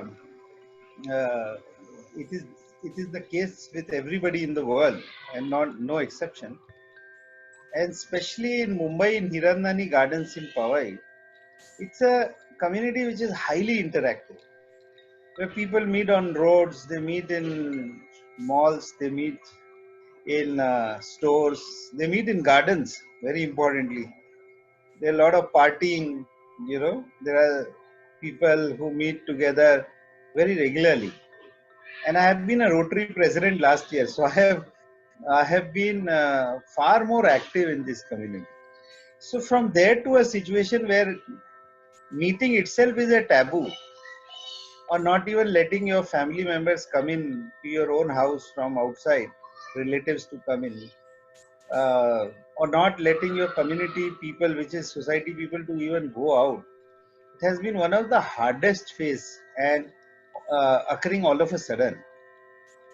So let me tell you that when the government started to feel that the numbers in Mumbai were just suddenly started to rise and so on and so forth, and they were not just left to people coming from abroad. So one thing we got as a very important condition is to stop movement of all the maids and drivers into the building. So vendors, maids, drivers, everything got stopped. That caused not just the hardship of people having to work at home, but also, those poor people, they suddenly were locked up into their small homes and not knowing whether their jobs are safe and so on. So one thing we continued, and I'm sure many societies have continued, is that we told our members that while we are not able to engage the staff, but we must continue their income. And second stage came where we had to say that even the building security and all these people, if we want to engage with them, we cannot let them go home, so that inter-community breakout risks are minimal. So then the issue was, how many people will agree that they'll come and stay uh, here, and then it's not like coming from a village. They live next door and they're not allowed to go home. So we made those arrangements. We made arrangements for their food, their stay, their bathing, their checking up of medical conditions on a day-to-day basis, so and so. And of course, I have a small child at home, and very importantly, this community of small children, which was playing every day outside, they were going and playing football, or they were playing in gardens, and there was a timetable for them to do taekwondo today and cricket tomorrow, football day after. Everything got stopped. Then the issue came in as to how do you deal with groceries and your regular supplies. So Hirandani Powai is very well stocked. That's not an issue. But government is not keen that people go out as much as possible. So we had to tell our members, and they're very, very well off and highly experienced and highly educated, extremely well read and well traveled people in this building, to not go out of the building at all. So that campaigning has been a very tough call, and we have minimized that. The police people were telling me, and before that I must tell you that Hirandani Gardens as Powai is a community of 45 buildings, and for each building would have about 100 flats, maybe more. So there is an association which is building up here, and I'm in that apex body there also. So to put these as a change of culture among 25,000 people of Hirandani community has been a very, very tough task. But I can assure you that informally police said that this is one of the most well-behaved complexes of 150, 200 acres, where people are not coming out and they are listening to what government is saying. So it's a complete change of life. And you know, It's not just going to end on 15th April as we presume, or some people are dreaming that it will happen that way. Because it's not like a war-related lockout. It's not related to certain kind of conditions just overnight changing and the government is going to make announcements. It's not a bar which has been put on a highway which will be just removed and people can start traveling. It is something which naturally has to set in terms of closure of corona as a spreading virus, or vaccine has to be there, and it has to become like a normal influenza or cough cold treatment kind of a thing. That's where probably the life will normalize, not until then.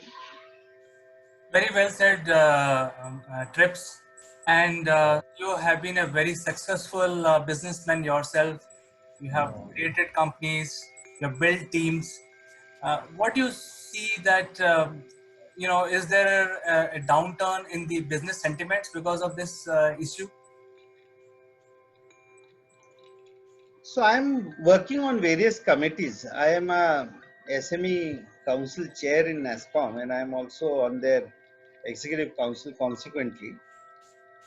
And NASCOM has 3,000 members, out of which 2,500 members are SME members. And what we call SMEs, if you remember in our old times, 200 crore company was considered very, very large.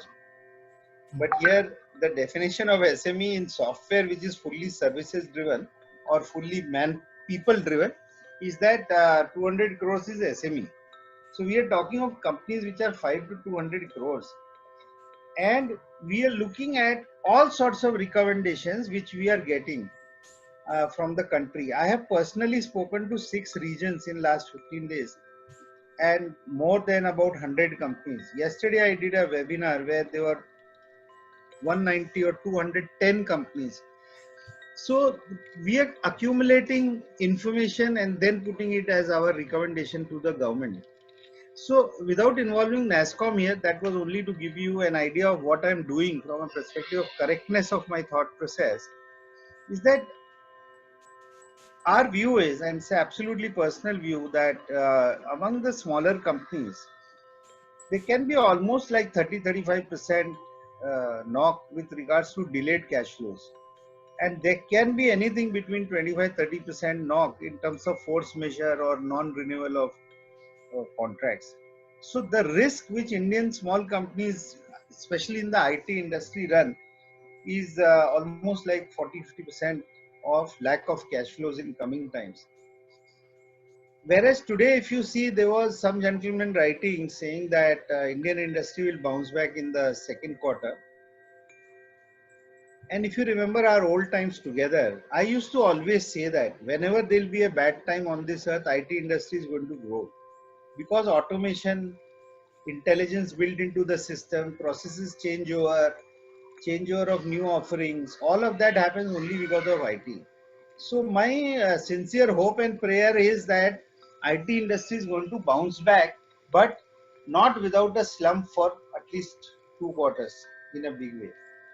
Now, very large companies which have got huge cash piles and they have managed their cash flows extremely well, they may face this shock little lesser, but they also have very large expenses. But smaller companies will face this issue. There is also a thing which we have to understand outside IT industry, since your platform is not IT industry specific, is that there are crores of SME companies, crores, people who are doing small manufacturing to small distribution of goods to making engineering parts, working as ancillaries, plastic manufacturers, goods manufacturers. So many things which are in daily life. You and me may not be buying some of those unbranded stuff, but in and around us, there are thousands of such stuff. If you see, look around in your house today, and those companies are facing a very high risk that their markets may suffer in a big way. So the sentiment worldwide is that certain types of businesses are going to grow, like what we see in healthcare, healthcare in IT, healthcare as such, hospital services, and there was something which people said that insurance is not going to do well. According to me, insurance should do much better in coming times. Organizations which are providing services which are on supply chain side must benefit quite a lot. Organizations that are working towards any kind of a prevention of any outbreak in future, anything which is like the guy whose platform we are using, the Zoom communication. This is a 9-year-old company and suddenly has become a star overnight. So the business models are going to change, but the current business models are going to suffer, and new things will appear from here which will make people rich, which will make people will bring in new skills, new ways of doing business in the first place. And obviously all this is going to lead to some kind of an unemployment or some kind of an employment loss and lack of cash flows for some time in the world. I would always pray that at least India remains positive, as what economists are saying worldwide, that India will be plus 2% and so on and so forth. But if you see the larger economies who we have grown we have been looking at them with reverence all along. They're all showing a situation of either flat growth or negative growth almost till 10%, which is not good for the world. So yeah, that's my view. Trips, you have such a vast experience. In fact, you are a encyclopedia of business, and what we are seeing is that the entire business is at a standstill, at least in India and also the world over. Once this lockdown is over, in certain extent or in a phased manner, do you have any opinion on what the governments of each country should do to revive the business sentiments? See, that answer, uh, even our Prime Minister or the President of US is still searching. And we are extremely small microorganisms not to be able to probably contribute much today on that thought. Because I was telling one council member of mine, my co-council member, very active person in morning in NASCOM, that we had just met about a month and a half back, and we were planning a very large event. And here we are in last 15 days completely shut. So the thing is that this is a dynamically changing situation. It's not really possible to say how will things fan out in future.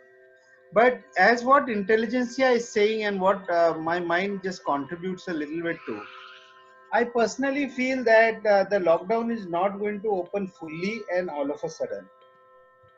Government is presently in a consultative mode with all the trade platforms to take advice as to what is required to be most critically to be kept open, where it is very critical for people to travel and reach on the other side and so on and so forth. So they are all essential services first of all, or people who are supporting essential services, and therefore it might be a partial opening of this lockdown in a manner that we may be able to experience little better freedom than what we have in coming times, but not all the freedom. Like, my personal view is that the PM should never open the international borders and international airlines for at least the time that we get a complete negative growth rate of corona. Also the feeling is that that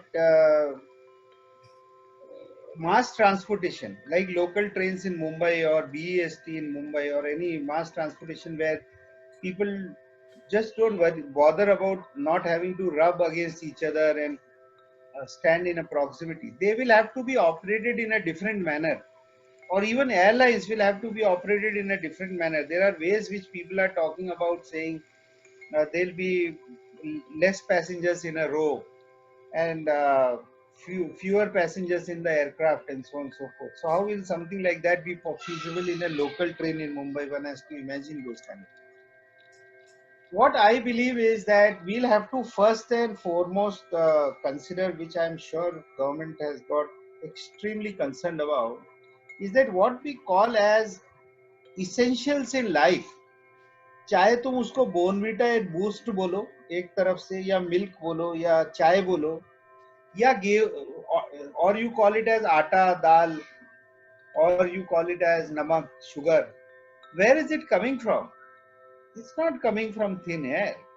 It's coming from factories. Factories have got no laborers.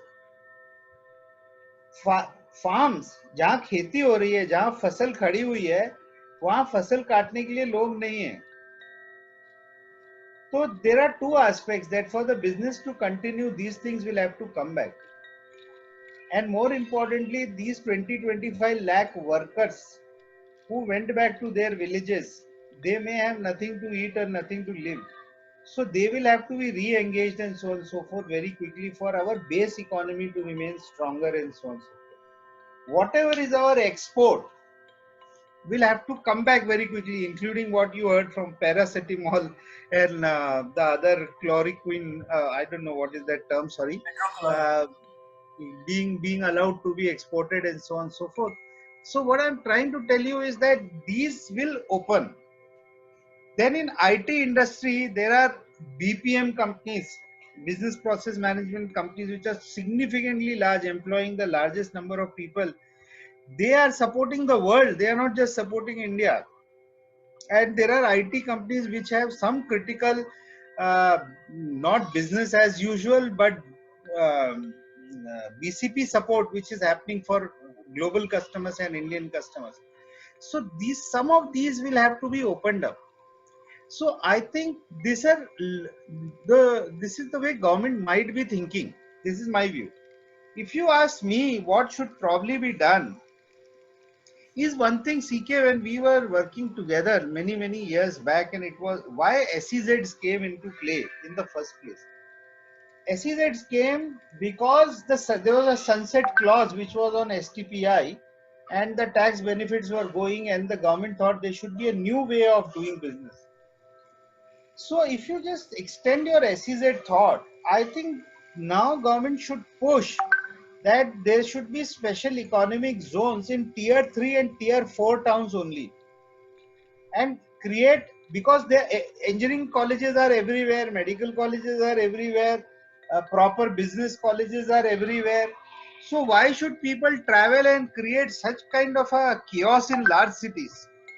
They should get enough of opportunities to work in their cities, work in the comfort of larger spaces, go back to their homes, and not really create a concentration in just 4 or 5 cities in the country.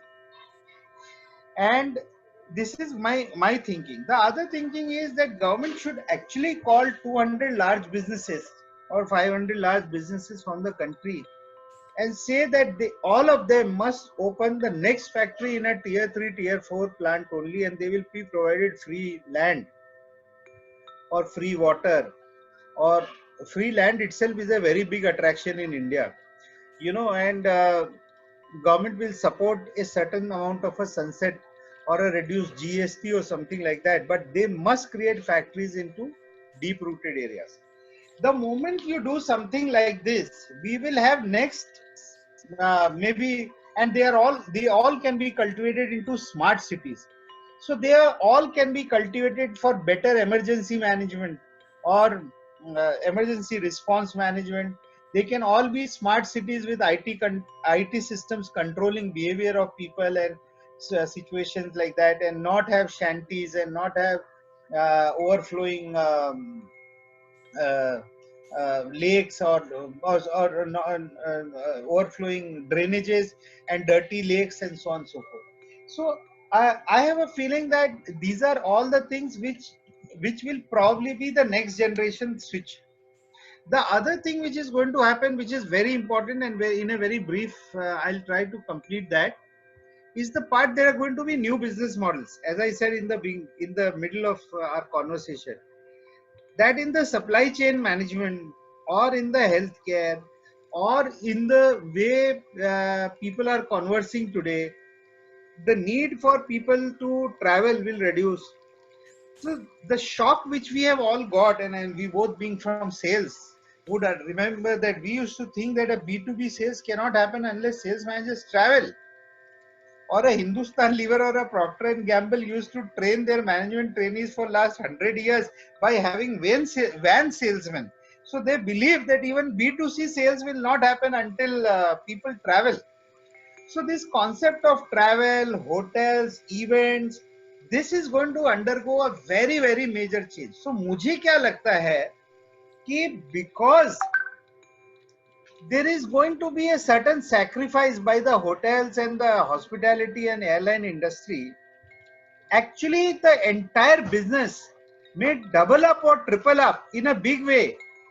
And here is Ariman here who wants to say hi to you.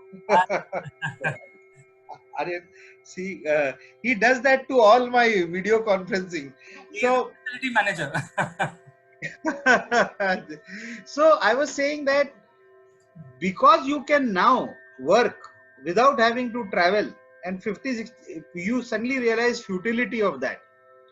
Because you can do conferences of hundreds and hundreds of people without having to be in a hotel, arranging food, arranging systems and all of that. I think the business is going to explode now because you will be able to communicate far more effectively at lower cost, at a much lower turnaround time, and so on and so forth. This is my view. But there is a sacrifice which is going to happen. And I hope that sacrifice does not last long, because the best businesses, according to me, the most businesses where we have grown enjoying are actually hospitality and airlines and so on and so forth. You know, the fondest memories which we have today, and I'm sure that includes you also, is about our travel experiences, about having to meet people in their offices. And I hope all this comes back and comes back with a fervor. But the business models are going to change. So, excellent words of wisdom, Trips. I think the world will not be the same after this lockdown Yes. is released, either in one go or in phased manner. I think the new business models will be evolved, and I'm sure there are a lot of smart people who will come up with new solutions for the new problems. It was a great Absolutely. pleasure talking to you, Trips. Oh, thanks a ton, CK. After a long, long time we spoke and like to continue this interaction. And thank you very much and best wishes to you, your family and your team. Stay safe. There are 5 things which government has told us to do with every new person we meet. Is that to tell that please wash your hands regularly, stay at home, stay safe, stay at home, work for your companies from home, and contribute as much as you can by staying at home. So that is second. Third is, if you do have to step out, please keep a cotton mask made at home ready and please use that full time. Fourth thing is, avoid touch and therefore make only online payments as much as possible. And fifth is, please download Arogya Setu, the Ministry of Electronics and IT's new application, which is going to track COVID and to ensure that using that app, you stay safe and secure. So with these 5 things, I would like to end my present communication with you and wish you the best and would like to meet you in good times soon. Thank you. Thank you very much. Thank you. Thank you. Be positive. Bye bye.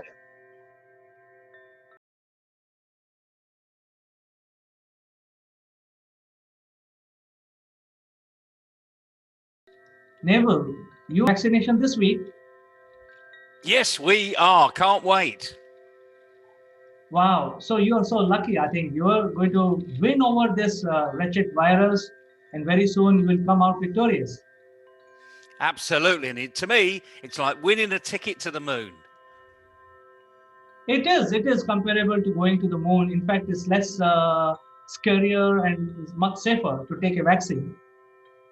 Absolutely. The risks are far smaller than a trip to the moon. I will catch up with you after you've taken the vaccine. Until then, bye-bye. Hello, friends. This is Chandra, and welcome to Top Brass. Today, we will discuss about the impending telecom industry money which has to come to the government of India. So before we get into that, let's understand a little bit around the background. So if you look at India, it's a very large country, and there are few sectors which are booming. And when I say booming, these sectors are basically giving out contracts and tenders of a global nature. Some of these booming sectors are telecom, of course, one of them, pharma, then infra, and there are a few others, smart cities. So these are the industries which are booming, and suppliers from around the globe are coming and bidding for these projects. These are huge projects. Now, telecom is also one of the booming area, and today everybody carries more than one mobile, or at least one mobile. So the penetration of mobile services is very very high in India, and there are three to four major players in this space. One is of course the Airtel, second is Reliance, and both the companies are Reliance, and then the Idea, Vodafone, and then the government owned companies like MTNL and BSNL. There are a few other smaller players as well. Now, what has happened? Uh, Last week we all heard that Supreme Court giving directions to all the telecom industry players that why don't you pay up what you owe to to the government? And this is almost like a 10 years old story. So we will have to go back a little bit just to analyze small facts. So I don't want to basically clutter your mind, but let's understand the fact why it is happening. So way back in during the UPA era, the spectrums were auctioned, and they followed a process called first come first serve basis. That means whoever come first will get the spectrum, and they will have to obviously sign some contracts and pay the spectrum license fee, etc. Because government of India owns everything. They own the land, they own the air, they own the spectrum of radio waves which will be transmitted, and all the telecom companies will be using all of these. So this was signed, and in 2011-12, the Controller Auditor General pointed out that there is a big scam.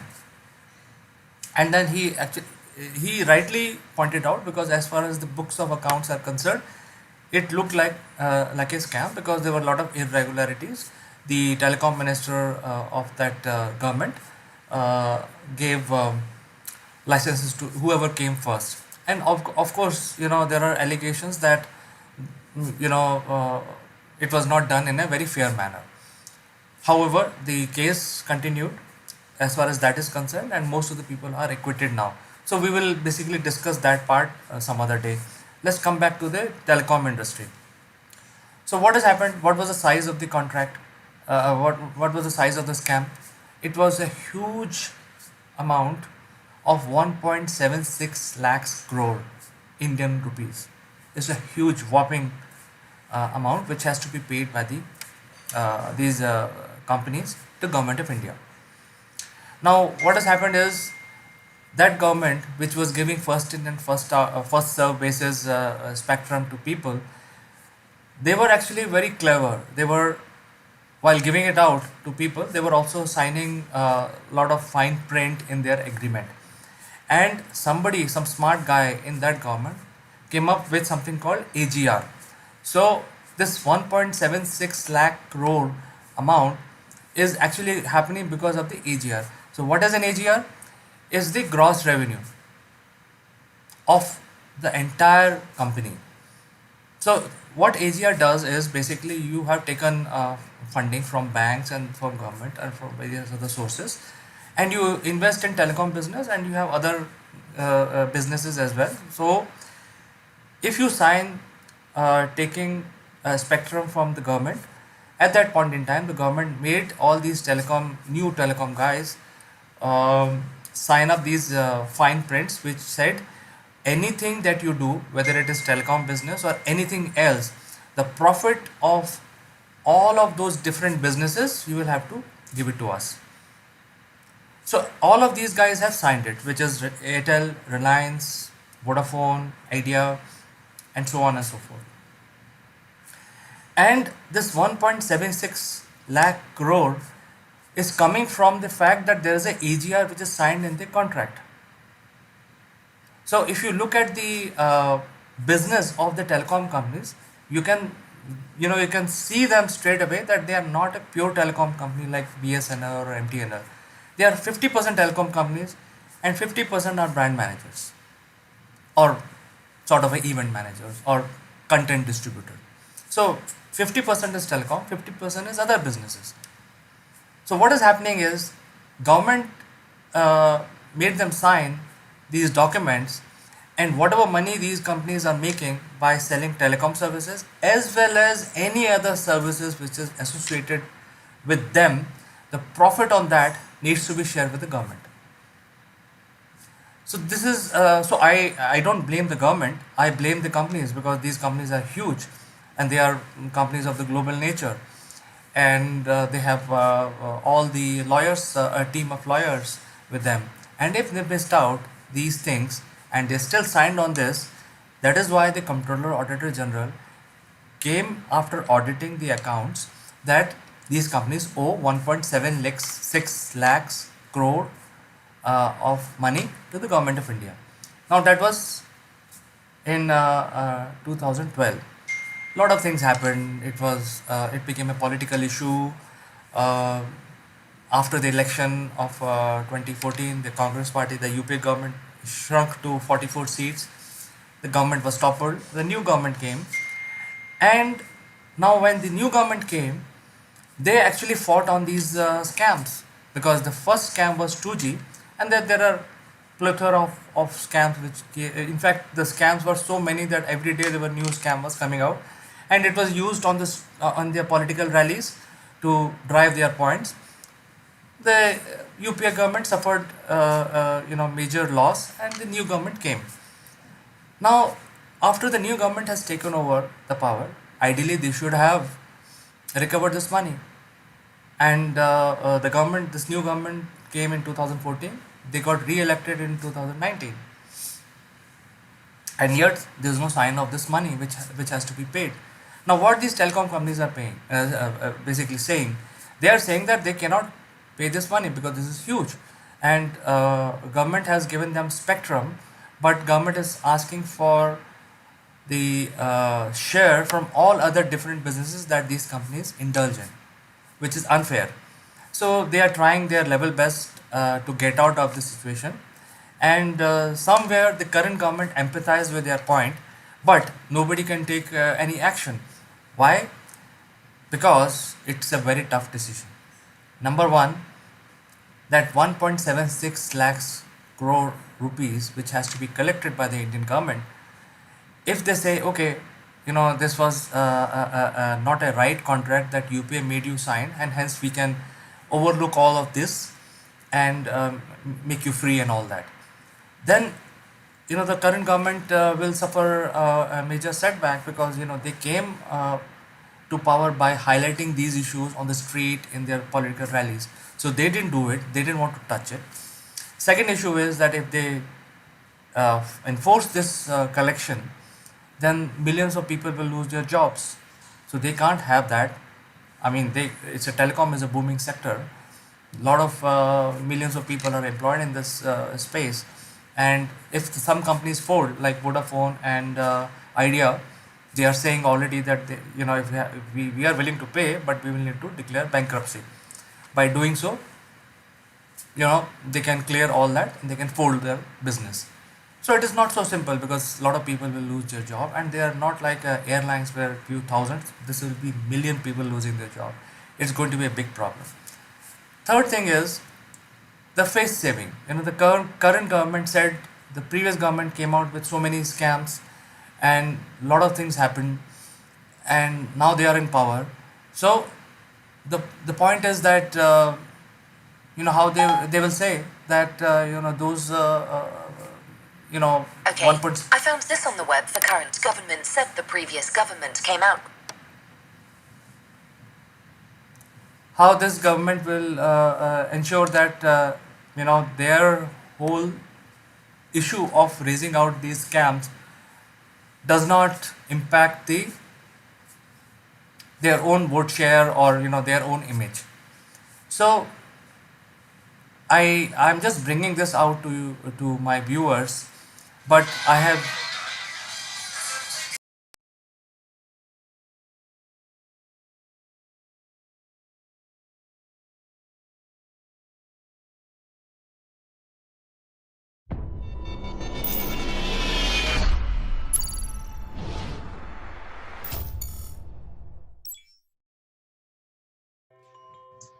Hello, friends. This is Chandrakant from Akulmach Technologies, and welcome to Top Brands.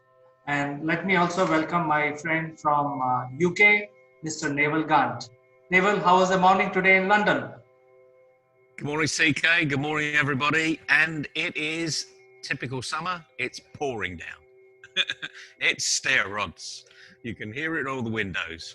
But let's not dampen our spirits because today's Wednesday, so it's Sortie Wednesday. So what are we going to tell our young people today? It is Sortie Wednesday, and Mr. Naval is back in his flamingo shirt, so that is a welcoming sign. So I think the topic of discussion is we are moving beyond the presentability, how to set up your technical stuff like camera, light, how to look good, how to speak. I think the topic now for today is how do you create engagement with the client, with the viewers? Because if you're talking in a physical world, you are actually seeing, hundreds of people in front of you. You know what they're thinking. You have the ability to change your pitch to attract as many people as you want. But when you're talking on a video, you don't see the other side, and yet you have to appeal to the people who are not even visible to you. And how do you create that stickiness? How do you induce that glue in your content, in your video? That is something that we would like to take your inputs on, and I think that is a very critical subject today. So Naval, what is your opinion? Well, I love the way you explain it, CK. That stickiness, that little bit of glue, the thing that really brings people into the screen so that you're waiting their every word. And you're absolutely right, Aaron. Speaking into a screen is not easy. Not easy at all. You're not having this one-to-one conversation. I mean, we're lucky because I can see your smiley face. So I can see whether you're listening, you're interesting, whether I need to change the tone down or put the tone up. But we can't do that in literally a 90-second interview because that's what we've got. So the tricks of the trade are be engaging. That very first time that someone sees you in your video is going to be the time that they're going to start to judge you. And I'm not talking about judging you in a negative way, okay? This is judging in a positive way. So feel good about it. Feel excited about it, because if you get into your interview, your 90 seconds, 90 seconds, it's a minute and a half. You'd be amazed how fast a minute and a half will go. We've been talking for longer than a minute and a half, and it's just flown by. And it always does flow by because we need to be engaging. We need to get to the point. So this is pressure, okay? Now, you can look at this video time and time again, and I will still say this is pressure, because in 90 seconds, you've got to get over your message. It's a brilliant example for if you're going to be going into the entrepreneurship to get your message over in a very short period of time. So you need to be presentable. As CK's already mentioned, my flamingo shirt. Make a statement, you know? I'm wearing this today because I'm actually about to go and play golf, although, frankly, in the weather that we've got out there, I'm not too sure that the flamingos will be very happy about getting wet. But the point is, make a statement. We've talked about the technical bits. Look into the camera. It's the most difficult thing in the world to do, look into the camera. Firstly, finding out where it is, because it's not down here and it's not over here, it's up there. But if you're using an iPhone, guess what? It's in the top right-hand corner. If you're using a Dell machine these days, it's in the bottom left-hand corner. So, you know, you need to be looking down there because that's where the camera is. So be presentable. Be in that arena where people can understand what you're saying and how you're saying it. And notice, I don't know whether you noticed, my background changed.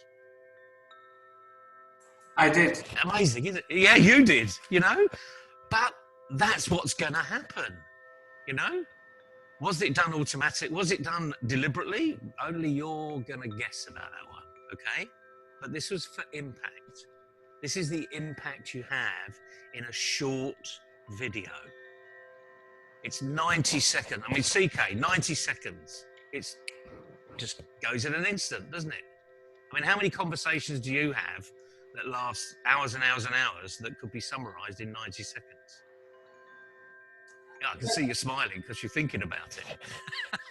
Well, I think the first 90 seconds is what matters, and you're going to make or break in the first 90 seconds. Even though after your first 90 seconds have gone, you can actually continue talking for an hour. But I think the impression is made in the first few minutes of your conversation.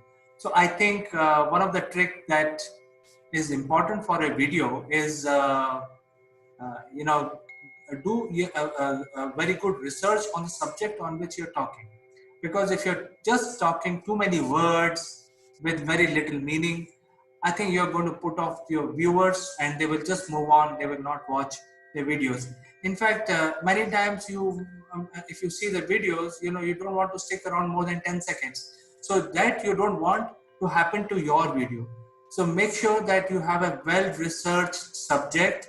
You have subject matter expertise so that you can use certain keywords to attract these people as a glue. Because, if you're talking about certain keywords and then that, this person has done some research and there is something for me to take. So they will stick around in your video, they will watch it and therefore. And second thing is, you have to convey your messages in the minimum words, because nobody has patience to listen to your long essays. You have to use the minimum words to convey the right message. So I think you have to form your sentences, making sure that you use the English properly. And English is a very flexible language. You can convey the same thing in 10 sentences, or you can convey the same thing in half the sentence. So make sure that you convey quickly, so that since you have 90 seconds, you convey maximum. And the listeners are also getting in their ears the keywords, and that will create the stickiness. So what do you think, Neville? It's absolutely brilliant, because you're explaining things that you listen for. You do a lot of interviewing, you do a lot of commenting, you do a lot of meetings with other people, and it is all of those things. It's that stickiness, it's the keywords that you're looking for. It's that motion. And as you've noticed, I changed my background 2 or 3 times. I wonder how many people noticed it. But if you're in this video arena, remember, you don't know who's watching. You are on parade throughout that 90 seconds. So let's give you some very simple, we're just going to give you one tip, because like anything else, if I give you a whole list of things, it will be overwhelming and you won't do any of them. So we're just going to give you one tip. And this tip I learned from a really good friend of mine that was a BBC reporter. He spent probably 10 years of his life reading the news. Now, if you look at these people reading the news, they're very engaging. They look at the screen. If you go to where they read the news, they're not in this huge chasm of a cave with lots of screens and lots of people rushing around. They tend to be in a corner cupboard, stuck away in the middle of nowhere, with all these gadgets around them. They can hardly move. They're so rigid that they daren't move because they can't get out a camera shot. Okay? These are the people actually you can learn a tremendous amount from. And Clive said to me, almost the first time I met him, and I said, Clive, I really like the way you present. And he said, it comes from practice. So we're going to give you 2 tips today. Number 1, it comes from practice. So you need to practice, practice, and more practice. But the other thing is, and I didn't know this until he said it to me, they talk about the elevator pitch in some of these meeting groups. One particular one is BNI. It's a worldwide network. They talk about the elevator pitch, and it's a 30-second or a minute or 5 minutes. You've got a pitch that lasts for 30 seconds or a minute or 5 minutes. And the interesting thing is, Clive said, what you need to do is to break down your pitch into segments. And you said it, CK, the keywords. So just like when you're writing a long report, you pick out the headings for the long report. And then you fill out that long report. And then what you need to do is to create the executive summary. And that's the 90-second interview that we're asking you to do. That 90-second pitch, that executive summary. You're just going to pick out a few key areas that you're going to talk about in 90 seconds. So if we split what he would do, he would split 90 seconds down into 15-second segments. So for the mathematicians out there, I don't need to tell you how many segments there are of 15 seconds in 90 seconds. For the non-mathematicians, I'll make it easy for you. There are 6. So what you need to do is to break it down into 6 segments. The really important segments are the first and the last. Because the first one is, how engaging are you? Are you presentable? Are you going to talk about something that I'm interested in? And the last one is that leaving the impression. What are you going to leave them with? But that doesn't mean to say that the 4 segments in the middle are not equally important. They are important, but if you've made a noise at the beginning and you're going to leave them with a noise at the end, you need to make sure that the noise is consistent. So rather than noise, it needs to be music. And it's not music from an orchestra that's tuning up.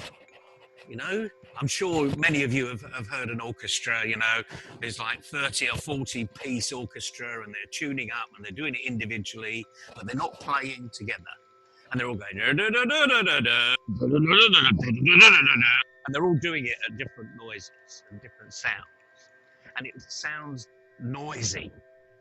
But when they make music, when the conductor gets there and goes tap, tap, tap, and everyone is ready to go, and when he waves his wand, but first time the baton goes, bingo, they're in position and they're off and running.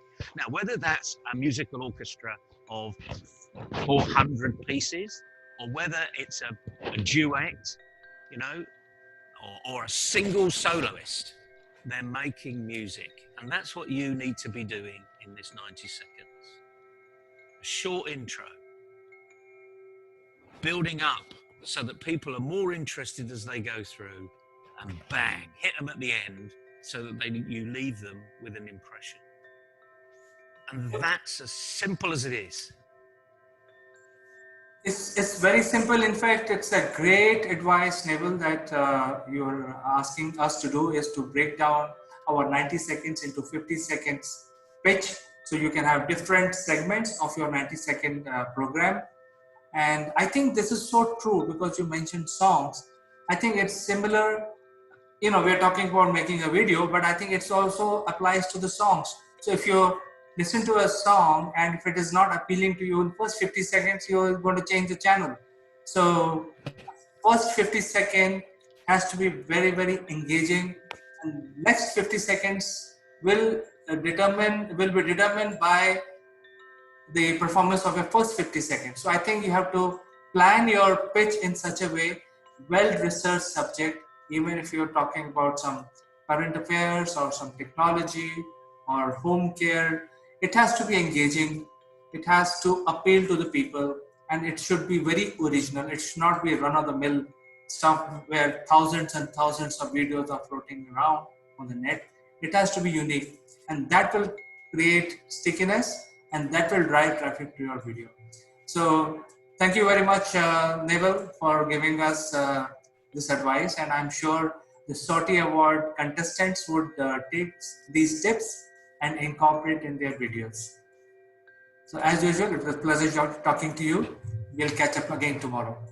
Always fun, CK, always fun. Don't forget, guys, 90 seconds is all about practice, practice, and more practice.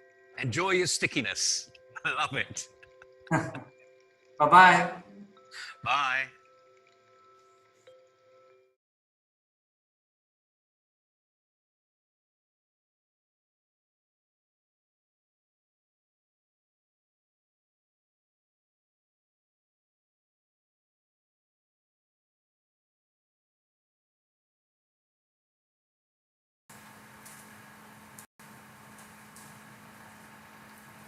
Hello friends, I'm Kanchan Verma from Akulmach Technologies.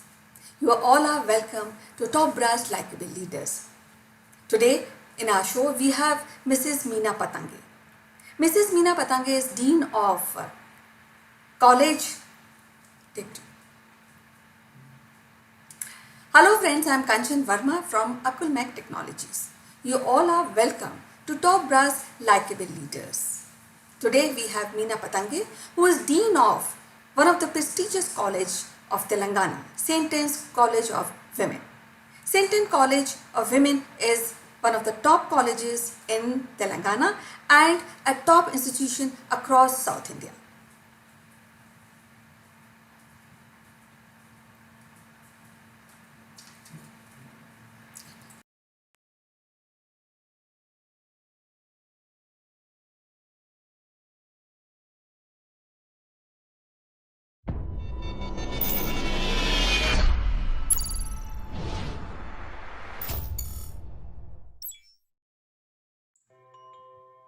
Hello listeners, I'm Kanchan from Akulmach Technologies and you are welcome to Top Brass. Today we have Sitesh Srivastav, who has a deep interest in corporate training. He has a vast experience training marketing professional, IT professional.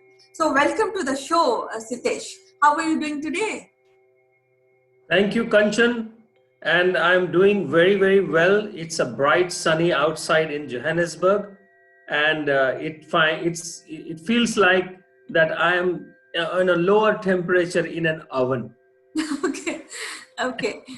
So it is interesting to catch up with you again. And we, as you know, we are discussing change management, and we are also going through the parameters where the hard skills and soft skills, which can be taught in colleges and school, so that change management becomes seamless. The change becomes seamless for people when they take up job and in other life-related worries and difficulties. Now, one question which generally sometimes I ask myself, that when we talk about critical thinking, which is very handy when we comes to change management. So, with critical thinking has one aspect of writing and asking the correct questions, so that outcome has to be correct and productive. What do you say about this? So, Kanchan, you are very, very right on this creativity and critical thinking. We have always known in our philosophy that if we don't ask right questions, we will not get right answers. And therefore, right question is something that needs not only to be asked, but it also needs to be framed in that way. We in the creative field, in the critical thinking field, a single question can give different kind of answers depending on the context that we are into. And therefore, in this kind of a subject where we are trying to develop a solution, a product, or an answer, we are trying to find a clear answer, it is important to ask the right questions. And I think that also needs to be developed to the children, to the youngsters, how to ask a right question. Because sometimes we don't ask the right question and therefore we don't get the right answers.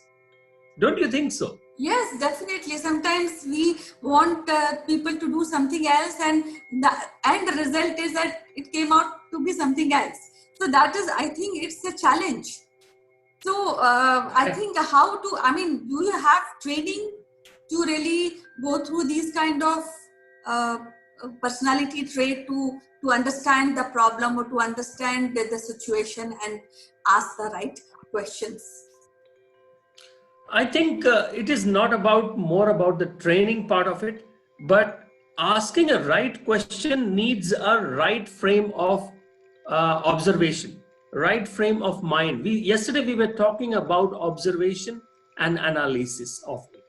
So once the observation has been made and analysis has been done, then comes the question, which actually makes the listener understand the interpretation that someone has. When we ask a question, a student asks a question, we as an educator, as a trainer, we can actually get a peek into the mind of that person or that student. Why did he ask this question? Based on the observation, based on the analysis, why did he ask this question? Rather, he should have been asking this one. This often comes. And to give you an example, a very, very profound example, that when I read our great Vivekananda and his story, and in his formative years, he was going around and meeting the great learned people, and the one question that he used to ask, have you seen God? Mm-hmm. And therefore, he used to get different kinds of answers, and those answers would never satisfy him till he met his ultimate guru, Swami Ramakrishna Paramhansa. Mm-hmm. And he asked the same question, have you seen God? This is my precise small question, 3-word question. And all that Ramakrishna said, yes, I see in you. I see God in you. And that's what changed the whole perspective. And so what we are seeking, what we are looking for, it is important to frame the right kind of question to get the right kind of answer. Probably it will lead to more questions, but that's fine, rather than asking an ambiguous question. Very rightly said. So do you also face these kind of critical hindrance in your day-to-day life at Johannesburg while working? Yes, Kanchan, of course. So as you can see, I'm a foreigner sitting in South Africa, and I have been here for a couple of years now. And therefore, we come with our mindset, our thinking, and our ways of working. But since I have to work here, I have to think in local terms with a global mindset. But then, working in the local terms, I have to do a lot of things unlearning rather than what I have learned. And to do that unlearning, I have to ask right questions to my customers, to my colleagues, to my seniors, to the experts in this market in South Africa. And that needs to be learned. Sometimes people don't answer because we have not asked the right question, and then we wonder, oh, I asked this question, but this guy has not answered me. So, and then after 2-3 iterations, you really understand, oh, this is, so one part is the language part, Kanchan. The other part is the content part, as we all know. Mm-hmm. So language is also a very important aspect. The same English is not the same that we speak in India or in Britain. It's different. It has got Afrikaans touch. In and Afrikaans is has a roots in Dutch languages. So one is the language part. Second is the content part. Allow me to give you an example of it. When someone says that in our Indian context, how have you been? Good morning, how have you been? And we say, hey, we are fine. In South Africa, when somebody says, hey, how have you been? The answer is, can't complain. Okay. Okay. When I used to work in Durban, every day the conversation is that, hey, good morning. Are you winning? Are you winning? And I was always like, how can I answer this question? So you see, a question in a right frame of mind to look at the problem at hand, and that's how the answers come. And I think there cannot be a training on it, but yes, in a very, very precise scientific, engineering, medical, which are critical, mission critical kind of subjects, yes, right kind of questions need to be asked to get the right kind of answers. So it was lovely talking to you today as usual. So we'll extend this topic tomorrow. So till then, take care. Bye-bye.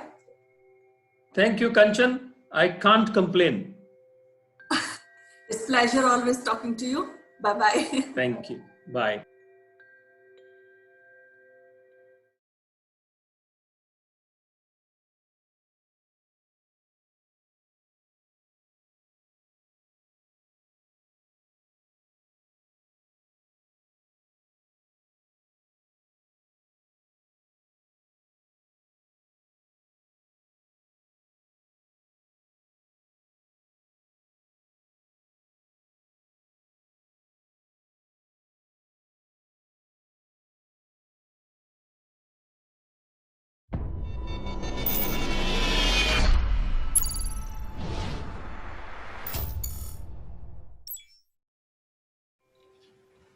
Hello friends, I'm Kanchan from Akulmach Technologies and you are welcome to our show, Great Kings of India.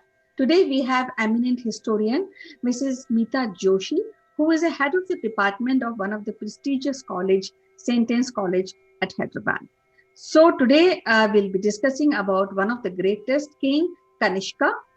So welcome to the show, madam. How are you doing today? Namaskar, Kanchan. I'm fine. How are you? Yeah, I'm perfectly fine. And as you know that we are discussing about Kanishka, one or we say Kanishka the Great, an emperor of Kushan dynasty in 2nd century. And is famous for his military, political, spiritual achievements. So let me hear and our viewers hear about this great king. Kanchan, Kanishka belonged to the Kushan dynasty, and Kushans were people who belonged to Yuchi tribe of China, and they were nomads. Nomad means they were just moving from one place to another. So they came to India in 1st century AD under the leadership of Kajula Catphyses, or you can he was also known as Catphyses I, and after him, Vima Catphyses succeeded him, and then came Kanishka. So Kanishka came to throne in 78 AD. And why Kanishka's rule is so important? Because many things happened under his rule. He captured, first of all, Magadha, made Patliputra his capital, and it was then he met Ashwaghosha, a Buddhist monk, and then in fact, Ashwaghosha was one of the luminaries of his court, Kanishka's court. And after meeting Ashwaghosha, there were many changes in Kanishka. And later when he was in middle of his rule, he adopted Buddhism as his religion. But many historians say that he was a polytheist, he believed in many religions. But the work he has done in Buddhism, in propagating Buddhism, in building many monasteries, renovating old monasteries, so all that indicates that he adopted Buddhism as his religion. Now, his rule was not only in India, but it was in foreign countries also, because he had a series of conquests. First, he captured Magadha, then came the Saka Satrapas of northern India. After that was a very significant war with China. So when he defeated China, then the boundaries of his empire, they were like not only in India, UP, and then Punjab, Sindh, Kashmir, okay, Bihar, regions up to Vindhya mountains in the south. And if you see the foreign countries, okay, so his empire was extended till Afghanistan, Bactria, and three trans-Pamir regions. And those three regions were Kashgar, Yarkand, and Khotan. And that time he kept his capital at Purushpur, now the modern Peshawar. So not only in India, but the um, reach of Kushan's empire was still Central Asia. A huge empire, a very huge empire after the Mauryas. After the decline of Mauryas, no one could have such an extensive empire as Kushan's had under the leadership of Kanishka. Now, why he is much researched and much talked about? Because of his contribution to Buddhism. Because he worked so much to propagate the teachings of Buddhism far and wide.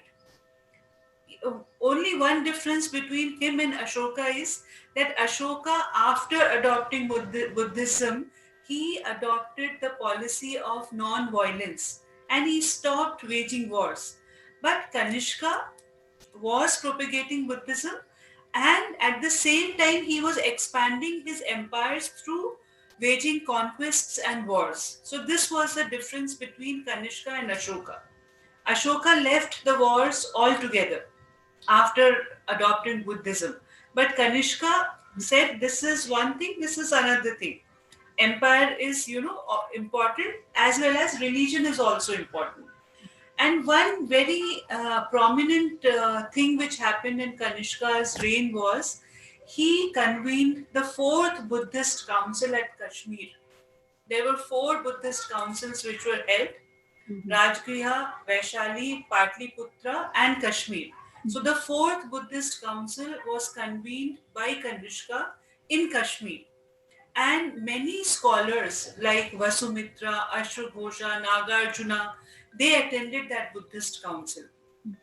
And it is said that around 500 monks, they attended that Buddhist council. And very important decisions were taken in that meeting. And the biggest decision was the, adopting Mahayana. Because in that council only, Buddhism was divided into two sects. Hinayana was the older order, and now Mahayana was the new order. So this happened in the fourth Buddhist council at Kashmir under the patronage of Kanishka. He gave lot of grants to the Buddhist monks, to their monasteries. He took care of their expenses, and the literature which was developed during his reign was excellent, because all great scholars like Nagarjuna, Vasumitra, Ashwagosha wrote Buddha Charita that time, and Nagarjuna was there, Vasumitra was there. So art, religion, culture, literature, everything flourished under Kanishka's rule. So this was, I can say that, golden time. culture wise, literature wise, art wise, because he made sure, and yes, when I say art, Gandhara school of art, it originated in Kanishka rule only. Okay. And Gandhara school of art, still you can see the work of that time period. Right. So it was Indo-Greek fusion, the Gandhara school of art. It Right. originated in Kanishka's rule. Okay. And if you see many buildings he constructed, one is very famous Shahji Ki Dheri Mhm. in um, it is a relic tower of bronze Mhm. known as Shahji Ki Dheri, Mhm. and it was a huge stupa and monastery about 400 feet high, Mhm. which was built with the help of a Greek architect Agosla. Mhm. So this exchange of culture also happened in the Kanishka's rule. Then, as I told you, that he used art for the propagation of Buddhism. The sculptors and the painters of that period, they painted images of Buddha, they made statues of Buddha. So that way, it was his time period was a very rich time period, I must say. Religion, culture, art, architecture, and even his administration also was very unique, because what he did, he divided the empire into several small administrative units known as Rashtra, Ahara, Janpada, Vishya, and everything was very, organized and planned very meticulously when it came to administration. That's why he was able to extend the boundaries of his empire till Central Asia. Mhm. So, though foreigner by origin, but an Indian by heart, Mhm. Kanishka, because they adopted the culture. Right. They were totally into the culture of India. Though he belonged to China, Mhm. but he adopted entirely, Indianness in his life. So So, this was very unique about Kanishka. so what is the impact of his empire on Indian subcontinent? Because I said that I think that after Maurya Empire, Kanishka Empire was the largest one. Yes, it was the Kushans, we say collectively Kushans, because Catvices won, then Vima Catvices. They also captured, like, if you see the first leader, Catvices won, he was able to capture Kandahar, Kabul, Afghanistan that time when they came to India. Mhm. And then they slowly, they extended their boundaries. The impact was the culture, a fusion culture, which, Greek, Indians, and this Yuchi tribe, all that, got, there was a fusion of culture. And as I said, Gandhara School of Art, another new thing which happened in his reign. Then the literature which was developed.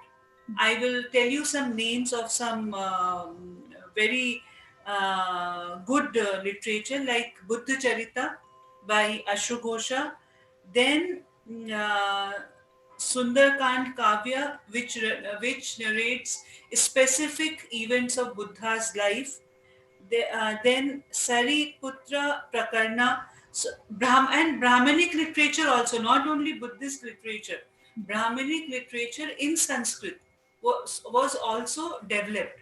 So he was a person who was a very tolerant king. Not only that's why many historians they say that he was a polytheist when it came to religion, because he believed in every religion. That's why all development and progress in every language you can witness in his lifetime. Sanskrit, Prakrit, Brahmi, all those languages, they were, because he patronized those people. He respected those people. He gave seat to those people in his court. So if you say the impact, it was very deep, because culture wise there was it was enriched, literature wise there was an enrichment, art wise there was an enrichment, administration was very sound. And after him, uh, uh, two more successors were there, but they were not able to sustain the empire as Kanishka did. And then after him, there was completely a fall of decline of Kushan Empire, and then you can see that, other people they came. And yes, one more thing which happened in Kanishka's time was the transformation in how the people dressed. Before that, pagadi, hat, this was not very common. But after like Kanishka's rule, like the pagadi and caps and overcoats, they all came into vogue. Dhoti, they all came into vogue. And ornaments of various types, like necklaces, bracelets, eardrops, bangles, and both men and women used to wear the ornaments. It was not only women wore, but men also wore all the ornaments. And then food also, because they brought their culture, so there was a fusion in the cuisine also. And social conditions, if you see the society that time, there was a traditional caste system which was coming from previous ages. And these castes now were not based on wealth or profession but birth. And just remember that when the caste system originated, it was only and only on the basis of profession. Right. But now it was on the basis of birth. Okay. So all these things you can see in Kanishka's rule. So actually, And when I was in school and when I read about Kanishka, I was so impressed that it happened that we went to Mathura and there was in museum. There's a huge statue of Kanishka without an head. So it is said that it's been broken by a few people who didn't like the empire. So I also heard that systematically Kanishka's history is being erased by people after Kanishka's dynasty, after Kanishka's death. Systematically, it is being erased from the history books. So, if it is true, then why it is done? Politics, Kanchan. Because certain set of people, they don't like our Hinduism, Brahmanism to be popular, which is very, very sad. Because India was a secular country, and India will remain a secular country. Every religion has was always respected in India, because see, in Kanishka's rule, Buddhism, Jainism, and Brahmanism, three were given equal importance. Though the king adopted Buddhism, does not mean that the whole public will also adopt Buddhism. Freedom was there. Freedom, a person had a right to choose. So why all these things got deleted from our history books? 110% politics. And politics plus the people who wrote history that time, they had a Western outlook. So they glorified the Westerners, the Britishers, and the people who they glorify Alexander. Alexander was just an invader. And what message you are giving to the coming generation by glorifying an invader? Right. So see, the good historians who wrote very, very authentically about ancient India or medieval India or modern India, Those books are not recommended in our universities. It is very sad to say that. Okay. Very sad. Okay. Yeah. But our children should know that, India, see, before Britishers, you never find any word as communal or secular in our history, because it was not there. If you come to Hyderabad, and if you read about the Qutub Shahi dynasty, they were so secular that the Golconda Sultan himself got constructed a Kali temple inside the Golconda fort for the Bonalu festival. Okay. And every Ram Navami in the Bhadrachalam temple, the first offering would go from the Qutub Shahi Sultan, who was a Muslim, Mm-hmm. and the Lord Rama was offered those things by the Qutub Shahi king.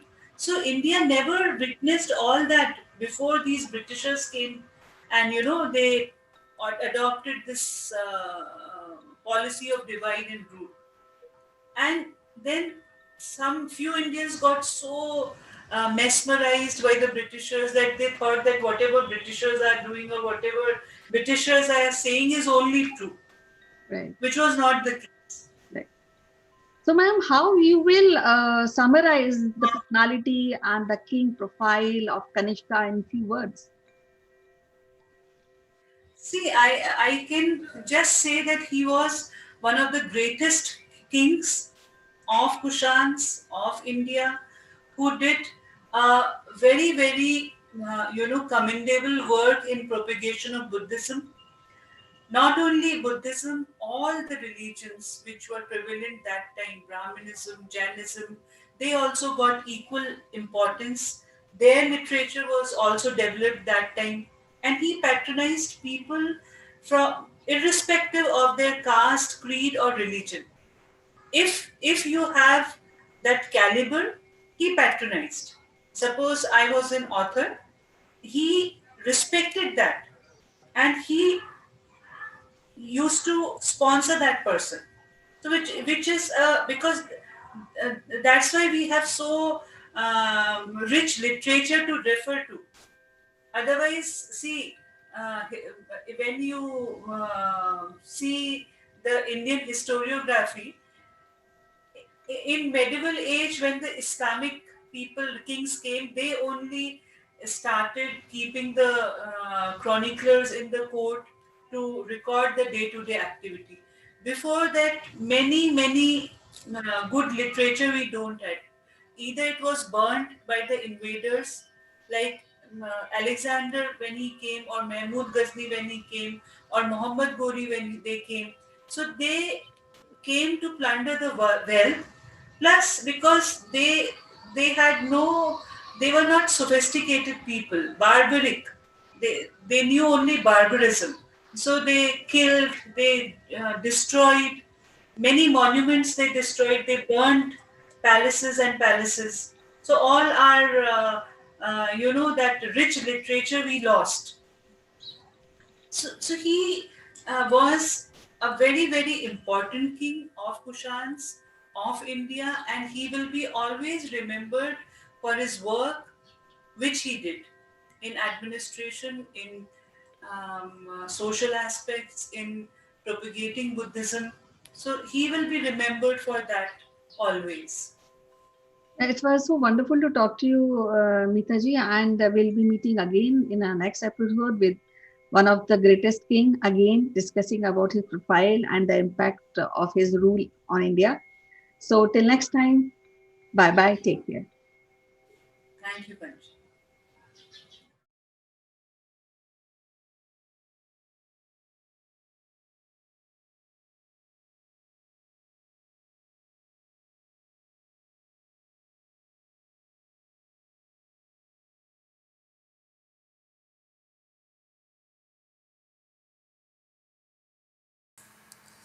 Hello friends, this is Chandra from Akulmach Technologies, and today I would like to draw your attention to the emails that your company or organization is sending to thousands and thousands and thousands of prospective buyers, and the return on investment on sending such emails is less than 0.0001%.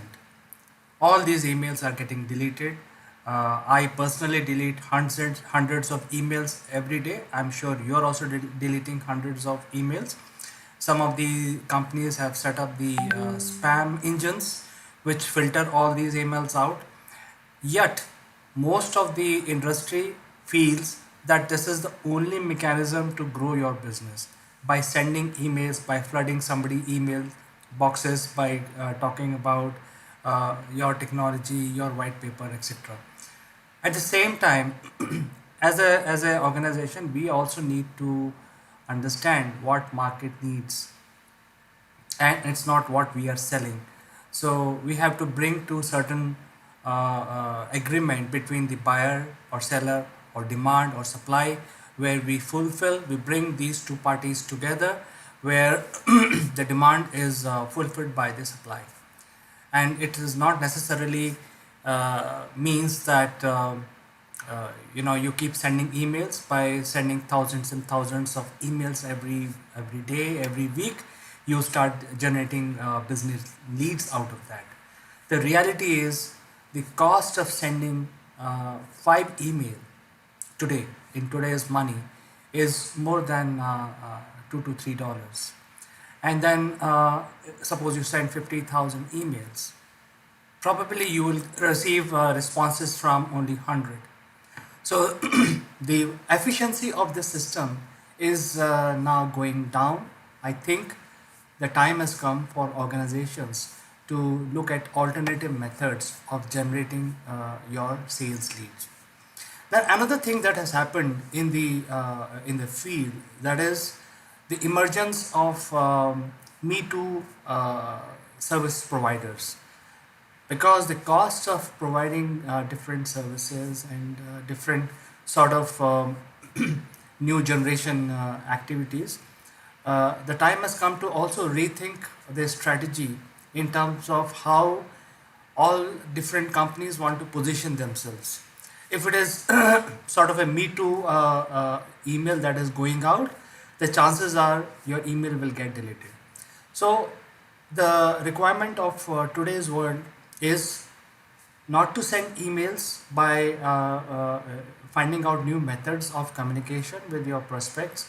Number two, offer something which is which is very appealing, and it is not Me Too. So you have to look at what are you doing today, and where you want to achieve, and by doing these activities that you are doing to achieve your goal. So to order to address these issues, we have created a platform which will solve many of these challenges, and it will give you a platform which will allow you to be more creative. You can reach out to your clients without spending a dime. You can reach out to your prospects without collecting the building client database, building expensive sales and marketing campaigns. You can still appeal to them. The platform website is listed here, as you can see where my finger is. So I encourage you to visit this website and explore. This is a very low cost method where you can reach out to your prospects. You can create a differential for yourself. You can be non-intrusive. You can be creative. You can come out with new methods of communication rather than sending a HTML based emails using your CRMs and so on and so forth. So with these small messages, I would like to talk few things about my platform. The platform has two main features. One is it allows you to share your success stories and your ideas of innovation and so on and so forth, which necessarily may not be related to what you're offering. Because if you sell yourself, if you sell your idea, it will result in a business for you where you can actually pitch in what you have. So you can actually think creatively and come out with an offering which is appealing to the prospects. So this platform allows you to do that. Second thing is it also allows you to uh, your prospects to reach out to you directly without need of sending emails and building campaigns and building databases and so on and so forth. So it's a very intuitive method, low cost method to reach out to your prospects and also to your client, and it's non-intrusive, and you can come out with new methods of reaching, because you may think you would like to talk about your innovation. You may like to address your clients by way of a video. You would like to talk about your innovation in a group discussion, or you want to just write a lot of words and you distribute these documents. So all these things are available in our platform. So I um, invite you to experience this. Come to this website, explore functionality. Just in case if you have any question, reach out to me. My emails are also listed in the website, and then we can have a conversation. I will be more than happy to bring you on board. I will personally help you to get on board, how to use these functionality which are provided in the platform, and you can be more successful without spending a lot of money. So with this small message, I will look forward to you joining my platform, which will help you reduce your cost, increase your business, and it will give you avenue of reaching out to new prospects in a new way. Thank you so much, and I look forward to working with you. The third issue is with regard to the promises made by this government, that they highlighted all the scams of the UPA government, and that's how this government is here. So it's a major issue with regard to how they save their face, because if they say that, hey, I want to enforce collection of 1.76, millions of people will lose their jobs. A lot of CEOs will go behind bars for not paying this, and although the blame also lies with them, because they signed something which is written in fine print, they didn't see it, but still a lot of people will lose their job, which will be very bad for economy, and a booming sector will get a hit, because it's a globally recognized booming sector from India, which is asking for a lot of contracts, and a lot of people are working for it. It will get a bad name. Third thing is, it will look like that 1.76 lakh crore rupees were a notional figure. So they cannot afford that. So even though the government has changed, in fact, this government has been elected twice already, but nobody is going to collect this money. Government will not collect the money. Now the Supreme Court has got into this, and they are saying, hey, why don't you pay up? As rightly said, because the Supreme Court is following the law and what has been signed by these companies, between the companies and the Indian government. So that has to be collected. So it's like a catch 22. I think this will continue. My opinion, Vodafone and Idea will continue. They will not file for bankruptcy. Airtel and Reliance will pay part of it to remain afloat, and the matter will continue for some more time before it basically dies its own natural death, or basically in future it will not have any relevance, maybe a few years down the line. Until then, we will keep hearing some headlines every 5 to 6 months or during elections that there is a money which is owed by the telecom sector to Indian government. As usual, I will meet you again tomorrow. Bye bye.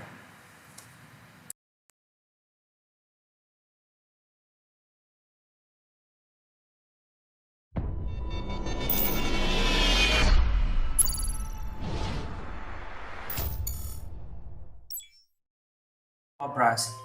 With this, let me also welcome my friend from UK, Mr. Naval Gun.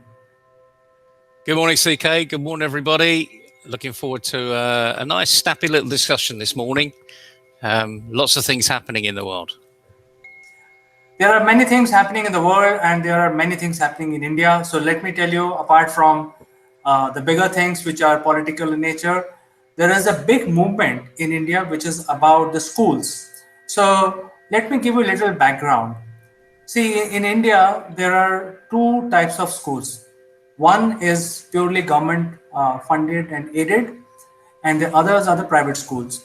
The private schools are very, very popular, and most parents want to send their kids to the private schools. And the government schools have a standard fee system. They have the government employees as teachers, and wherever you go in any part of India, they follow certain construction style. So you will not see much of difference in the government aided or government schools. The fees are also very less. But in the private sector, the schools have evolved into a multi-tier system. There are schools where only politician kids will go. Then there are schools where only industrialist children will. And then there are mediocre schools, and everybody says that, hey, I follow this system, that system of study. I have the least stress on the kids when they study. I don't give any homework, blah, blah, blah. So all these are sales talks which are done by the schools, private schools. And on the basis of the sales talks, they actually jack up their fee structure. And parents also get into a lot of pressure because they want to give good study to their children. They also want to make sure that their children, when they grow up, should not ask, hey, Papa, you did not give me good training. You did not send me to nice school. So I think this whole vicious circle has created an environment where parents pay through the nose in order to buy an experience for their kids. And I wanted to give this background so that from this point we can start discussion. What is happening because of COVID? All that experience has gone down the drain. People have paid certain fee, but the students are studying at home using home Wi-Fi system, home PC, and home camera, and supervision is done by the parents themselves. So this is happening, and the schools are, of course, they're running a business. They want to charge the same amount of fee. So this is the subject that we want to take up today, where parents are sort of teaming up together, and they don't want to pay the fee because they are not sending their kids to school anymore. The kids are doing home study. So what is your take on this subject, Anirudh? Well, it's an interesting arena, and I come from the background of believing that education should be free for everybody, and it shouldn't be a postcode lottery. That might sound very idealistic, but I do believe that we should all be given that opportunity when we're young, up to the age of, let's say, 18, even university, where we should be given the opportunity to push ourselves academically and personally. The personal drive seems to have gone in the last 20 or 30 years, but that's a different story. So I'm professing my idealist expectations, but now the sad reality is that you mentioned education is a business, and as a business, we if we're buying into, we're buying into the public, the public school arena. In other words, that's provided by the government because we're paying our taxes, so the government can actually create that opportunity. So we're paying in already. Lots of parents, however, like us, like you, want the best for our children, and we're prepared to pay more for a better education. So we are in our mind already saying that the public education isn't good enough. How do we know? Because I went through public education here. I was fortunate, I suppose, that I went to a grammar school. But frankly, as I was going through it, all I did was pass an exam level entry. My parents didn't pay extra for me to go to the grammar school because it was part of public education. But I do want the best for my children. And I'm sure every parent listening here wants the best for their children. But the question is, what's best for them? Certainly not giving them a silver spoon so they never have to struggle for the rest of their life. Let's face it, when they started to learn to walk, that was a huge struggle. But they got over it. And they didn't go to school to do it. They got up and did it. They had that confidence. So what is it, I suppose, about this education system? And we're not just talking about India here, we're talking globally, because every education system around the world has followed what India's going through now. And as you say, now your kids are at home. What is the benefit of this similar education that they're getting online, that they can get from any other online provider, but they're not having that personal relationship that you're paying extra for? Because that's, I'm going to this good local school, which is charging a fee over and above that which the public arena charges. You want value for money. Why? Because it's coming out of your pocket. And education has become just another product, a commodity, a service, call it what you like. And we are looking at the value proposition. The question I've got for everybody is, should we really be looking at it that way? And remember, we're looking at it in a way that's best for our children. How do we know what's best for the children? I didn't go through a private education. Did I turn around to my parents and say, Dad, you didn't pay enough for me? The answer is no, I didn't. I never did. Because I knew that they stretched to put me through the education that I went through.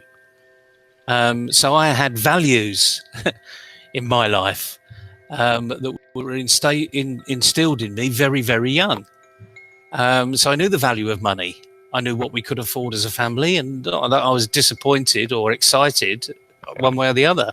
And clearly, I wanted a Christmas like every other kid had a Christmas. I wanted the Nike trade. Well, Nike weren't around when I was very young, but I wanted those Adidas football boots that every other kid had as Adidas football boots. And every other kid had them. Well, they didn't actually. Parents went without to give their kids something that they really couldn't afford. So education is this funny one. I mean, I'm going around in a bit of a circle here because I think we've lost values in this particular arena, despite the fact we want our children to have the best opportunity. But I do think we should not be providing it on a plate. We should actually say, well, line up for dinner and there's lots on the menu and it's up to you to choose. And of course, kids do that because, that's 40 rupees, chips are 15 rupees, piece of fish is 55 rupees. They already have value in their mind when they're queuing up for that dinner queue. I think we need to get back to some basics and instill some real values into our kids and stop paying this postcode lottery and sending your kids to the best school out there. Because again, the next issue is, does the best school in the district have the best education? Are they the best teachers? Are they the best teachers because they pay more? And then you get this whole sequence of events that happens. And we're moving further and further away of the purpose of education. So you are so right, Neville. When I was studying, I was also studying in the government school. And my parents were paying whatever fee as per their salary standards, because that's how the fee structure was. If your parents' salary is high, you pay slightly higher. And if your parents' salary is low, you pay slightly lower. But the education system was standard. And for the benefit of giving right value, so that, my parents were giving me pocket money so that I don't go high and dry. So my sister and I, they were being given certain amount of small pocket money where we can buy some toffees and small things on our own. So we actually learn this life. We learn the education, and we also learn how to buy things and stuff like that. But in today's world, with our kids, this is not happening. We are first of all paying through the nose, and that too because of the peer pressure. Because when we meet parents and we brag about, hey, my kid goes to this school. The other parents say, hey, my kid goes to this academy, and so on. So it's become more of a value-driven system. It has become a commodity. So let's understand this. This has become a commodity. That's a point number one. Point number two is, in the COVID season, when the kids are not going to school, and the schools have so much land, they have playground, and they have teachers, and they have infrastructure. They want to charge the fee because they have expenses. My point is, just because they are just doing a process where the teacher comes in front of a camera and do all sorts of things. They are teaching maths, they are also teaching sports, they are teaching yoga, and they are also teaching music. And surprisingly, they are also teaching dance. So I don't think this is sufficient. I feel that just by using a free platform from Google, you just have a camera access, and then you come in front of the student. They are not getting any value of any sort. They are not getting networking with other kids. They are not learning anything. What's the point in teacher in her bedroom running around and doing yoga? I don't think that is a value. So I think in order to school to evolve, also they have to think out of the box. That is what I am thinking as a spender of money, as a parent. Yeah, I think you're absolutely right. I mean, if we're going to be, in essence, we're still on this debate about it's a commodity, it's a purchase. We want value for money.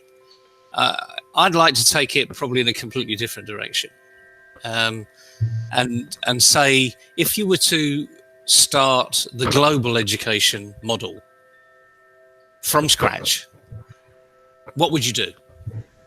Bear in mind, today we have got connectivity like we've never had connectivity before. Like you and I, we're on Google Meets. There are so many platforms that are out there where we can transcend the world. We can go all the way around the globe, and we can all be on the same platform discussing the same subject with a marginal difference in latency. It may be 2 or 3 seconds now. If we were to literally, you're in India, I'm in the UK, if we had someone from Singapore, someone from New Zealand, and someone from America, if we were all on, we would just have to perhaps slow down our talking a little bit, because there will be a bit of latency in there. But nonetheless, we can all talk together at the same time, fundamentally.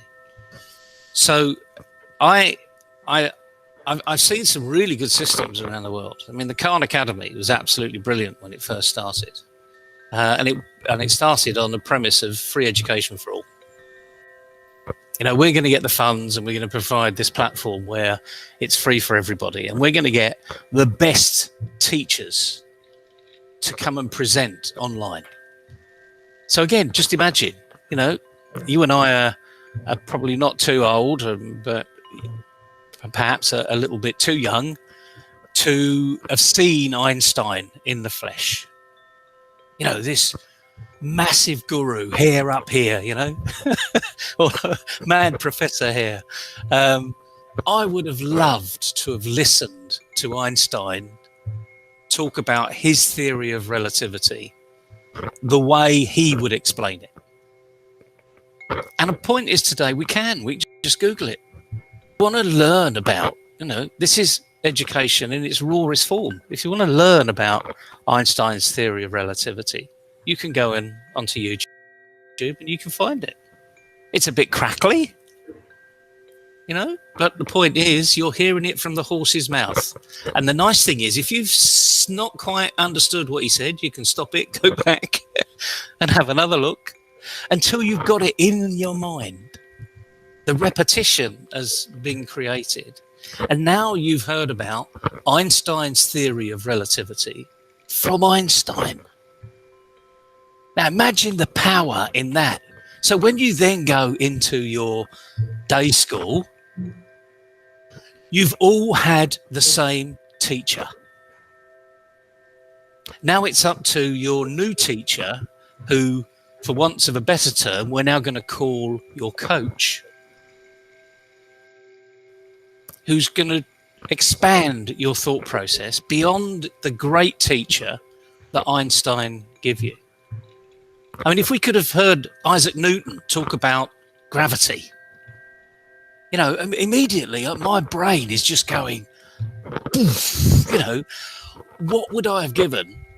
You know, what would anyone have given? I mean, just for anyone listening, by the way, Isaac Newton was around long before any of this. The theory of gravity. Go and Google it. It wasn't this century, it wasn't last century, and it wasn't even the century before. So just go and Google it. You know, we didn't have TV, we didn't have radio. No, Marconi wasn't even a twinkle in his parents' or great grandparents' eyes. So, but just imagine now, you're hearing all of this great theory from the people that had created the theory. And if we could do that, then actually the education system starts to take on a different form. And it becomes a global education system. But of course, if we were to think that way, we wouldn't have any country barriers. We wouldn't have any country borders. We would have freedom of movement all around the world. So again, we're talking about a utopian state here that probably will never, ever exist. Certainly not in our lifetime. You know, maybe in someone else's in the future. But if you were to start off with the education system today, what would you do? Is that appealing, you know? No, I think most of the parents are fully aware. No sane parents will send their kids to school for next 2 years because they don't want their children to get COVID. So we know that, you know, this lifestyle is going to be there for 2 years. But for 2 years, which is a very long time, kids cannot just stay at home and do nothing. And this is not sufficient, you know, just use a camera and dance around in front of the children and as if you're running your day school class. This is not sufficient. So I think schools, in my opinion, as a parent, have to do slightly change in their, or rather recalibrate the way they are doing things. And you see, you're absolutely right there, because what you've done is you've given this a kick of reality. And the reality is we don't have school as we always have been used to school. Kids are not physically leaving the front door of the house, walking to school, or getting on the scooter, or getting on the school bus and going in through the school gates and then into a classroom where they're learning with their mates. You know, they're doing what we're doing here. They're listening to a teacher that, frankly, they don't know whether they're on the south of France on holiday, you know, because they've got the school backdrop behind them, or they're in downtown Mumbai.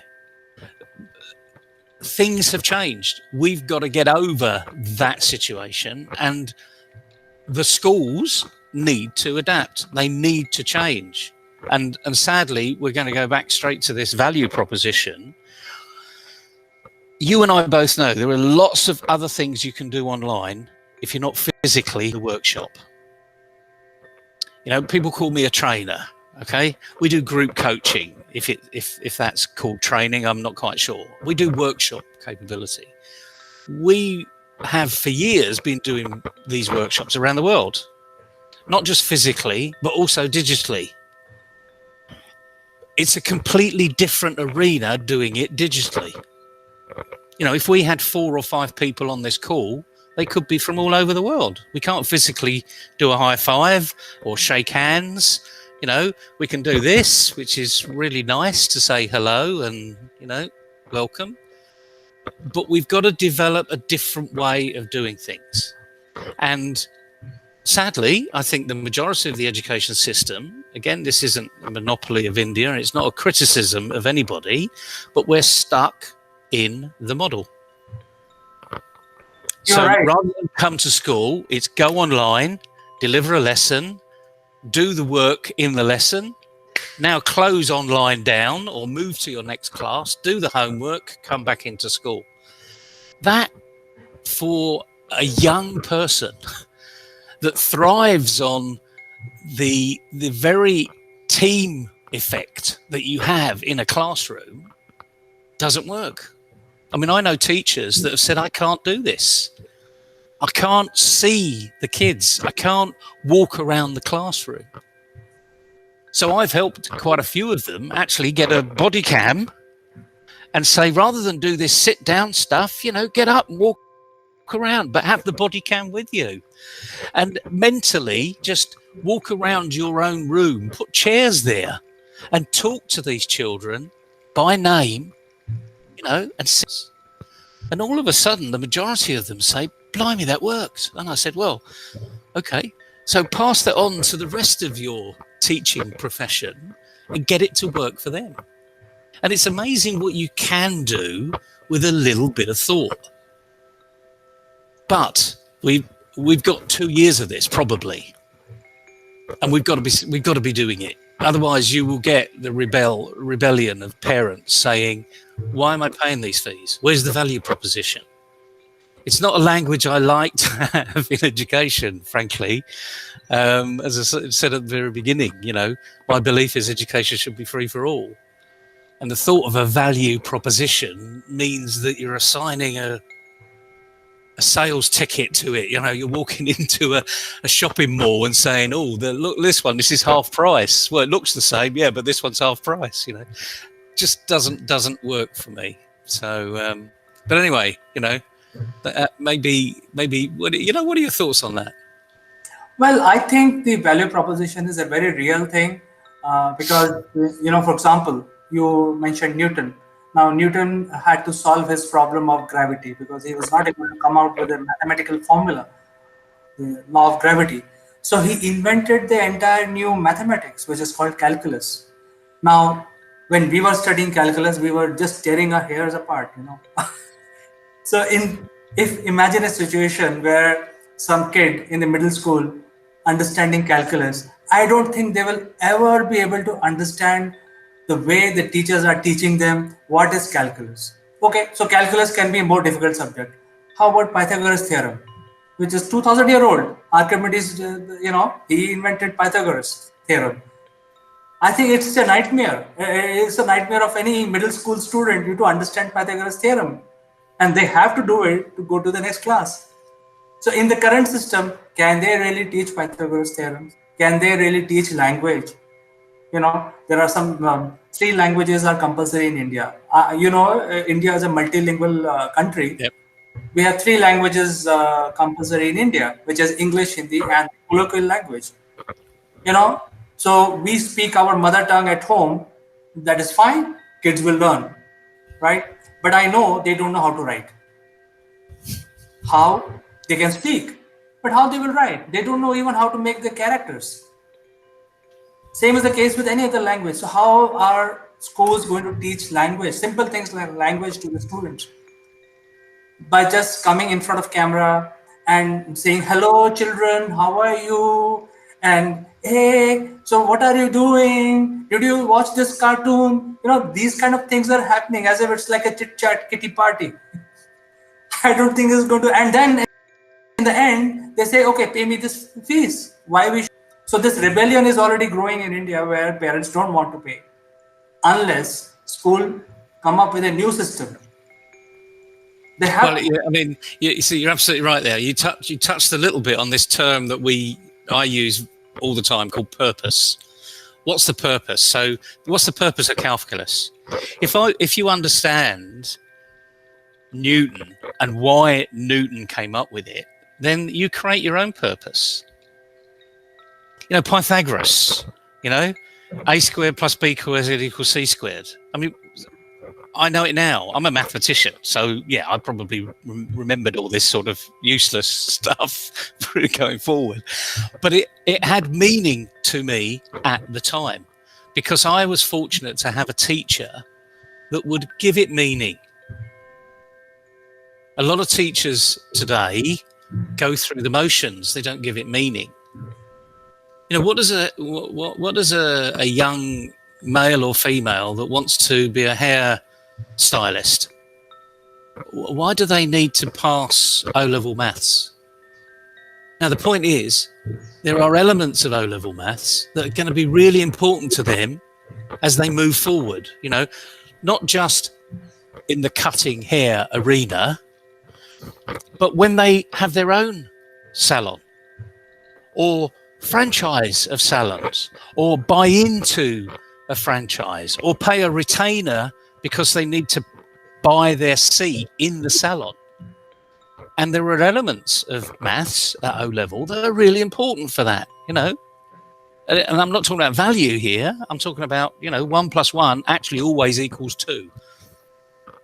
And that's the whole point. So if you can have meaning in the classroom, you can get more engagement. You just mentioned, hello kids, did you have a nice weekend? Did you see the cartoon? There is nothing wrong in that.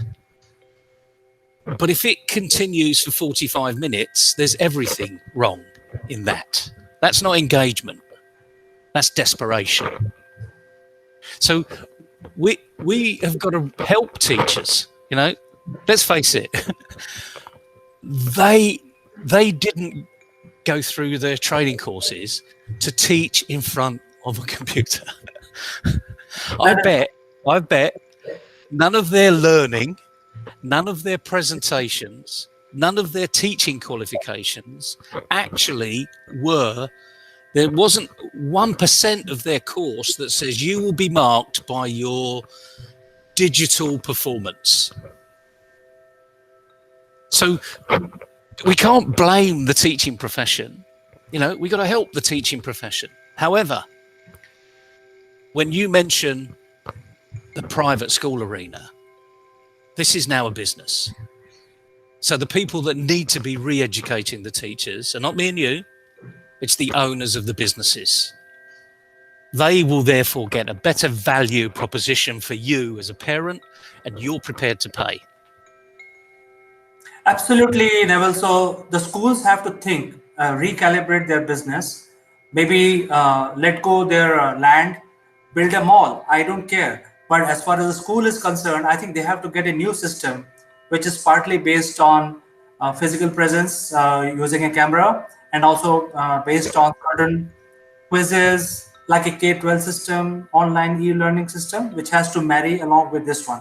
So they need a system. They need to train their teachers to online arena, and they also have to get the right attitude. So I think they have to change the whole business model.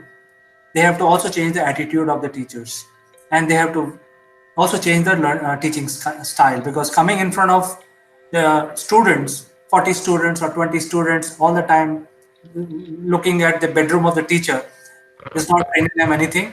And why they have to understand calculus, and why they have to understand Pythagoras theorems and Archimedes principle, because when they grow up, when they cross 18 years of life, all these equations will stare in their eye whenever they look out. Even when you have to walk on the street, whether you go straight and then make a 90 degrees turn, you need to know exactly how you're doing. It's a life skill. So I'm very worried if my children don't understand these life skills, which we call mathematics or social studies or language, what they are going to do. That is my real worry. It's a concern. I wouldn't say it's a worry, and it's only a concern because you're not in control of your children's education.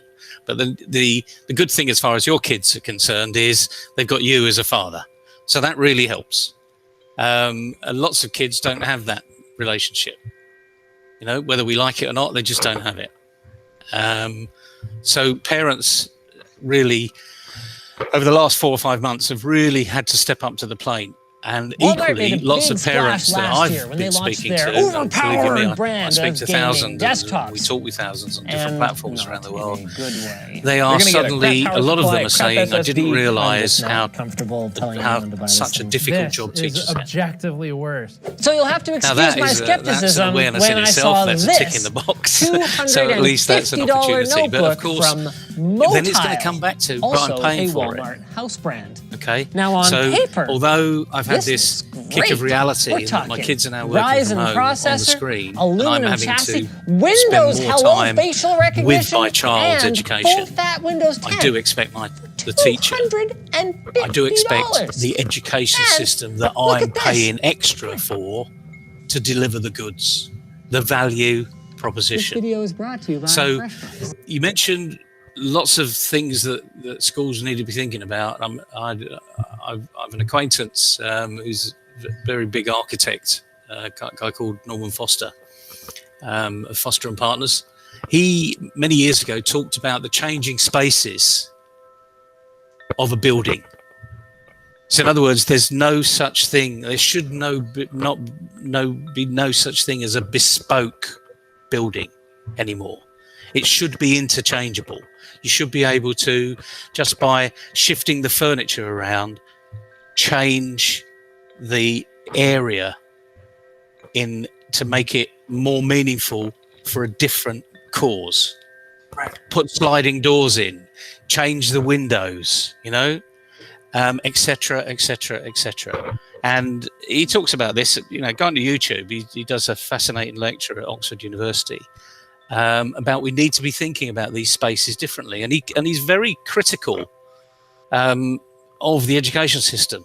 We have these huge buildings, hundreds of rooms, all decked out in 1960s way of teaching. I'm sure you've seen them everywhere, Yeah. Big windows on one side. It's almost like a triangle or a rectangle. And on the outside are all rooms.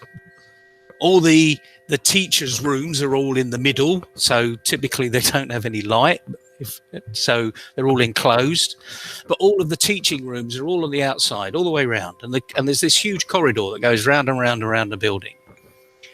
Some schools, of course, started off with a small rectangle and then added on. And typically, when they've added on, it actually really hasn't been for ergonomic, flow reasons, certainly not for COVID.